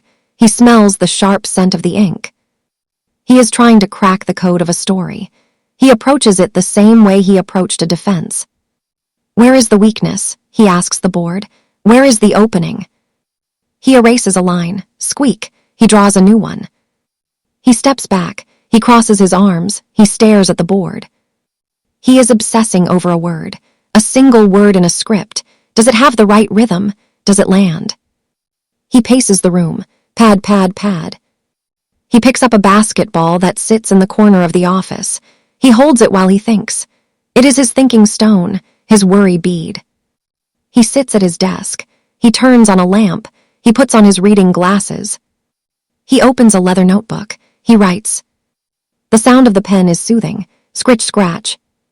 He is pouring his soul into a new vessel. He is no longer just an athlete. He is a creator. The silence of the office is filled with potential. He feels the same buzz he felt in the locker room. The game has changed, but the player hasn't. Drift to a family moment. A Sunday morning. The house is alive with the smell of pancakes and bacon. He is in the kitchen, but he is not cooking today. He is holding a video camera. He is filming his daughters. They are laughing, running around the island. He is the observer. He zooms in on their smiles. He captures the light in their eyes. He puts the camera down. He picks up his youngest daughter. She giggles. He holds her high in the air. "Fly," he whispers. She spreads her arms. She is flying. He looks at her with a softness that the world rarely saw. The mamba is gone. There is only the dad. He sits on the floor with them. They play a board game, Candyland. He wants to win. He can't help it. He counts the squares. He strategizes. But then he sees his daughter's face. He lets her win. He smiles. That was the best loss of his life. The afternoon sun streams through the windows, warming the carpet. He lies back on the rug. The girls pile on top of him, a dog pile of love. He closes his eyes. He listens to their breathing. This is the recovery. This is the fuel that powers the machine. Without this love, the engine would burn out. Let the scene fade to the interior of a high-performance car on the German Autobahn. He is visiting a doctor in Germany for his knees. He is in the passenger seat. The car is moving at 150 miles per hour. But it feels smooth, stable. The trees outside are a green blur. He looks out the window. He thinks about speed. He thinks about efficiency. He asks the driver about the engine. How does it handle the heat? He is always learning, always curious. He wants his body to be like this car, fast, refined, unbreakable. He arrives at the clinic. It is in a quiet village. The air is clean and cold. He undergoes the treatment. It is painful. Needles, blood, spinning centrifuges. He watches the blood spin, red circles. He sees it as oil for the engine. He doesn't flinch. He is investing in his future. He is buying more time on the court. Drift back to the Staples Center, but go way up high, to the catwalks. He is up there, looking down. It is hours before the game. He climbed up here to see the geometry from a different angle. He sees the court as a chessboard. He sees the spacing. The floor looks small from up here, a postage stamp of wood. He feels a sense of vertigo, a dizzying height. But he holds the railing. He is safe. He visualizes the players moving like pieces. If I move here, he moves there. He is the grandmaster, looking at the board. He climbs back down. The metal stairs clang softly. Clang, clang. He returns to the floor level. He feels grounded. He has the bird's eye view in his head now. When he plays tonight, he will see the game from above. Move to a quiet dinner after a game. It is 1:00 a.m. A steakhouse in the city. The restaurant is closed, but they stayed open for him. He is sitting in a booth in the back. The lights are dim. The tablecloth is white linen. He is eating alone. A steak, spinach, water, no wine. He is chewing slowly. He has a tablet propped up against the salt shaker. He is watching the game he just played. He just scored 40 points, but he is not smiling. He is frowning at the screen. I missed that rotation, he whispers. I was late. He cuts another piece of steak. The knife scrapes the plate. Screech. He is never satisfied. The meal is celebration and critique in one. The waiter refills his water glass. Glug, glug, glug. He nods thanks. He doesn't look up. He is in the film. He is reliving the game, fixing the mistakes in his mind. By the time he leaves the restaurant, he has already played the game 3 times. Once in reality, once on the tablet, once in his head. Let's go to the final season, the farewell tour. Every arena is loud. Every game is a tribute. But we are looking for the quiet moments. The moment in the locker room in Boston, the enemy territory. He grabs a permanent marker. He signs a piece of the parquet floor that they gave him. The marker squeaks on the wood. Squeak, squeak. He writes friend and foe. He smiles. He looks at the green lockers, the history. He respects the hate. He respects the rivalry. It made him sharper. He sits for a moment in the visitor's locker room. He absorbs the ghosts of Bird and McHale. He nods to the room, a warrior acknowledging the battlefield. Now, drift to the garage of his home again. He has a collection of cars, beautiful machines, Ferraris, Lamborghinis. He walks among them. He runs his hand over the fender of a black car. It is sleek, dangerous. He loves the aesthetics, the lines. He sits in the driver's seat. He doesn't turn it on. He just grips the wheel. The leather is cool. He inhales the smell of the interior. He appreciates excellence in all forms. A car, a watch, a suit, a jump shot. If it is made with passion, he respects it. He gets out of the car. He walks to a shelf. There is a row of sneakers, his signature line. He picks one up. He examines the tread. He remembers the meeting where they discussed the traction pattern. He wanted it to look like a snake's belly. He touches the rubber scales. It worked. It grips the floor like a fang. He puts the shoe back. It is a piece of him, a piece of his mind made rubber. The scene shifts to a rainy night in Oregon. He is visiting the Nike headquarters. He is walking through the Kobe building. It is strange to walk through a building named after you. He sees the murals on the walls, pictures of him screaming, dunking, winning. He stops in front of a picture of him as a rookie, young, afro, no scars yet. He looks at the boy in the picture. You have no idea what's coming, he thinks. But you're ready. He walks on. His footsteps echo in the hall of his own history. He goes to a conference room. The designers are waiting. He sits down. Let's work, he says. The obsession doesn't retire. Drift back to the court, the Lakers' practice facility. He is teaching the Mamba Academy, girls. The gym is full of ponytails and pink shoelaces. But the intensity is high. He is teaching them how to box out. He gets in the paint with them. He bumps them, gently but firmly. Hold your ground, he says. Don't let me move you. A 12-year-old girl pushes back. She grunts with effort. He smiles. Good, he says. Strong. He blows the whistle. Twee it. Water break. The girls run to their bottles, chatter filling the air. He stands at the free throw line. He picks up a ball. He shoots left-handed. Swish. He is showing them that limits are an illusion. The sun sets outside the gym windows. The light turns orange and long. The parents arrive to pick up the kids. He shakes hands with the dads. He smiles at the moms. He is Coach Kobe now. He packs up the ball bag. He slings it over his shoulder. He walks out with his daughter. She is dribbling a ball as they walk to the car. Bounce, bounce, bounce. He watches her handle. Keep your head up, he reminds her softly. She looks up and smiles. I know, Dad. They get in the car. They drive home. The torch is being passed. The flame is safe. Let us return to the solitary night. He is in his home gym. It is a small, private space, mirrors on the walls. He is working on his core. He is holding a plank position. His body is a straight line, rigid, trembling slightly. He is staring at his own eyes in the mirror. It is a starring contest with himself. 1 minute, he thinks. Don't drop. The sweat drips from his nose onto the mat. Plip. 2 minutes. He breathes through the fire in his abs. 3 minutes.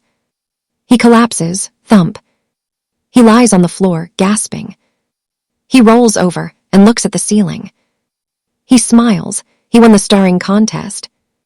He gets up and walks to the sound system. He puts on a podcast, a lecture on ancient Rome. He listens to the story of Marcus Aurelius, the philosopher king. He picks up a dumbbell. He curls it. He is building the philosopher's mind and the gladiator's body. The two go hand in hand. Drift to the final game, the 60-point finale. But don't look at the game. Look at the moments before. He is in the tunnel. He is stretching. The crowd noise is deafening outside. Roar. But in the tunnel, it is a wind tunnel of sound. He touches the concrete wall. It is cold. He closes his eyes. He takes a deep breath. He knows this is the last time. He savors the anxiety. He savors the butterflies. He whispers to himself, "Let it fly." He runs out. The light hits him. The noise swallows him. But inside, he is calm. He is in the eye of the hurricane. Now let the noise fade. The game is over. The career is over. The confetti has settled. He is home. He takes off the jersey for the last time. He folds it. He puts it in a box. He closes the lid. He feels a moment of sadness, a hollow space in his chest. But then he looks at his hands. They are still strong. He looks at his desk. The stories are waiting. He opens a new notebook. The page is blank, white, clean. It is a new court. He picks up the pen. He begins to write. The scratching of the pen becomes the new rhythm.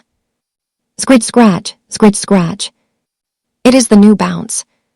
He is just as obsessive about the sentence as he was about the shot. He stays up late, he rewrites, he edits. He wins an Oscar. He holds the gold statue. It is heavy, he likes the weight.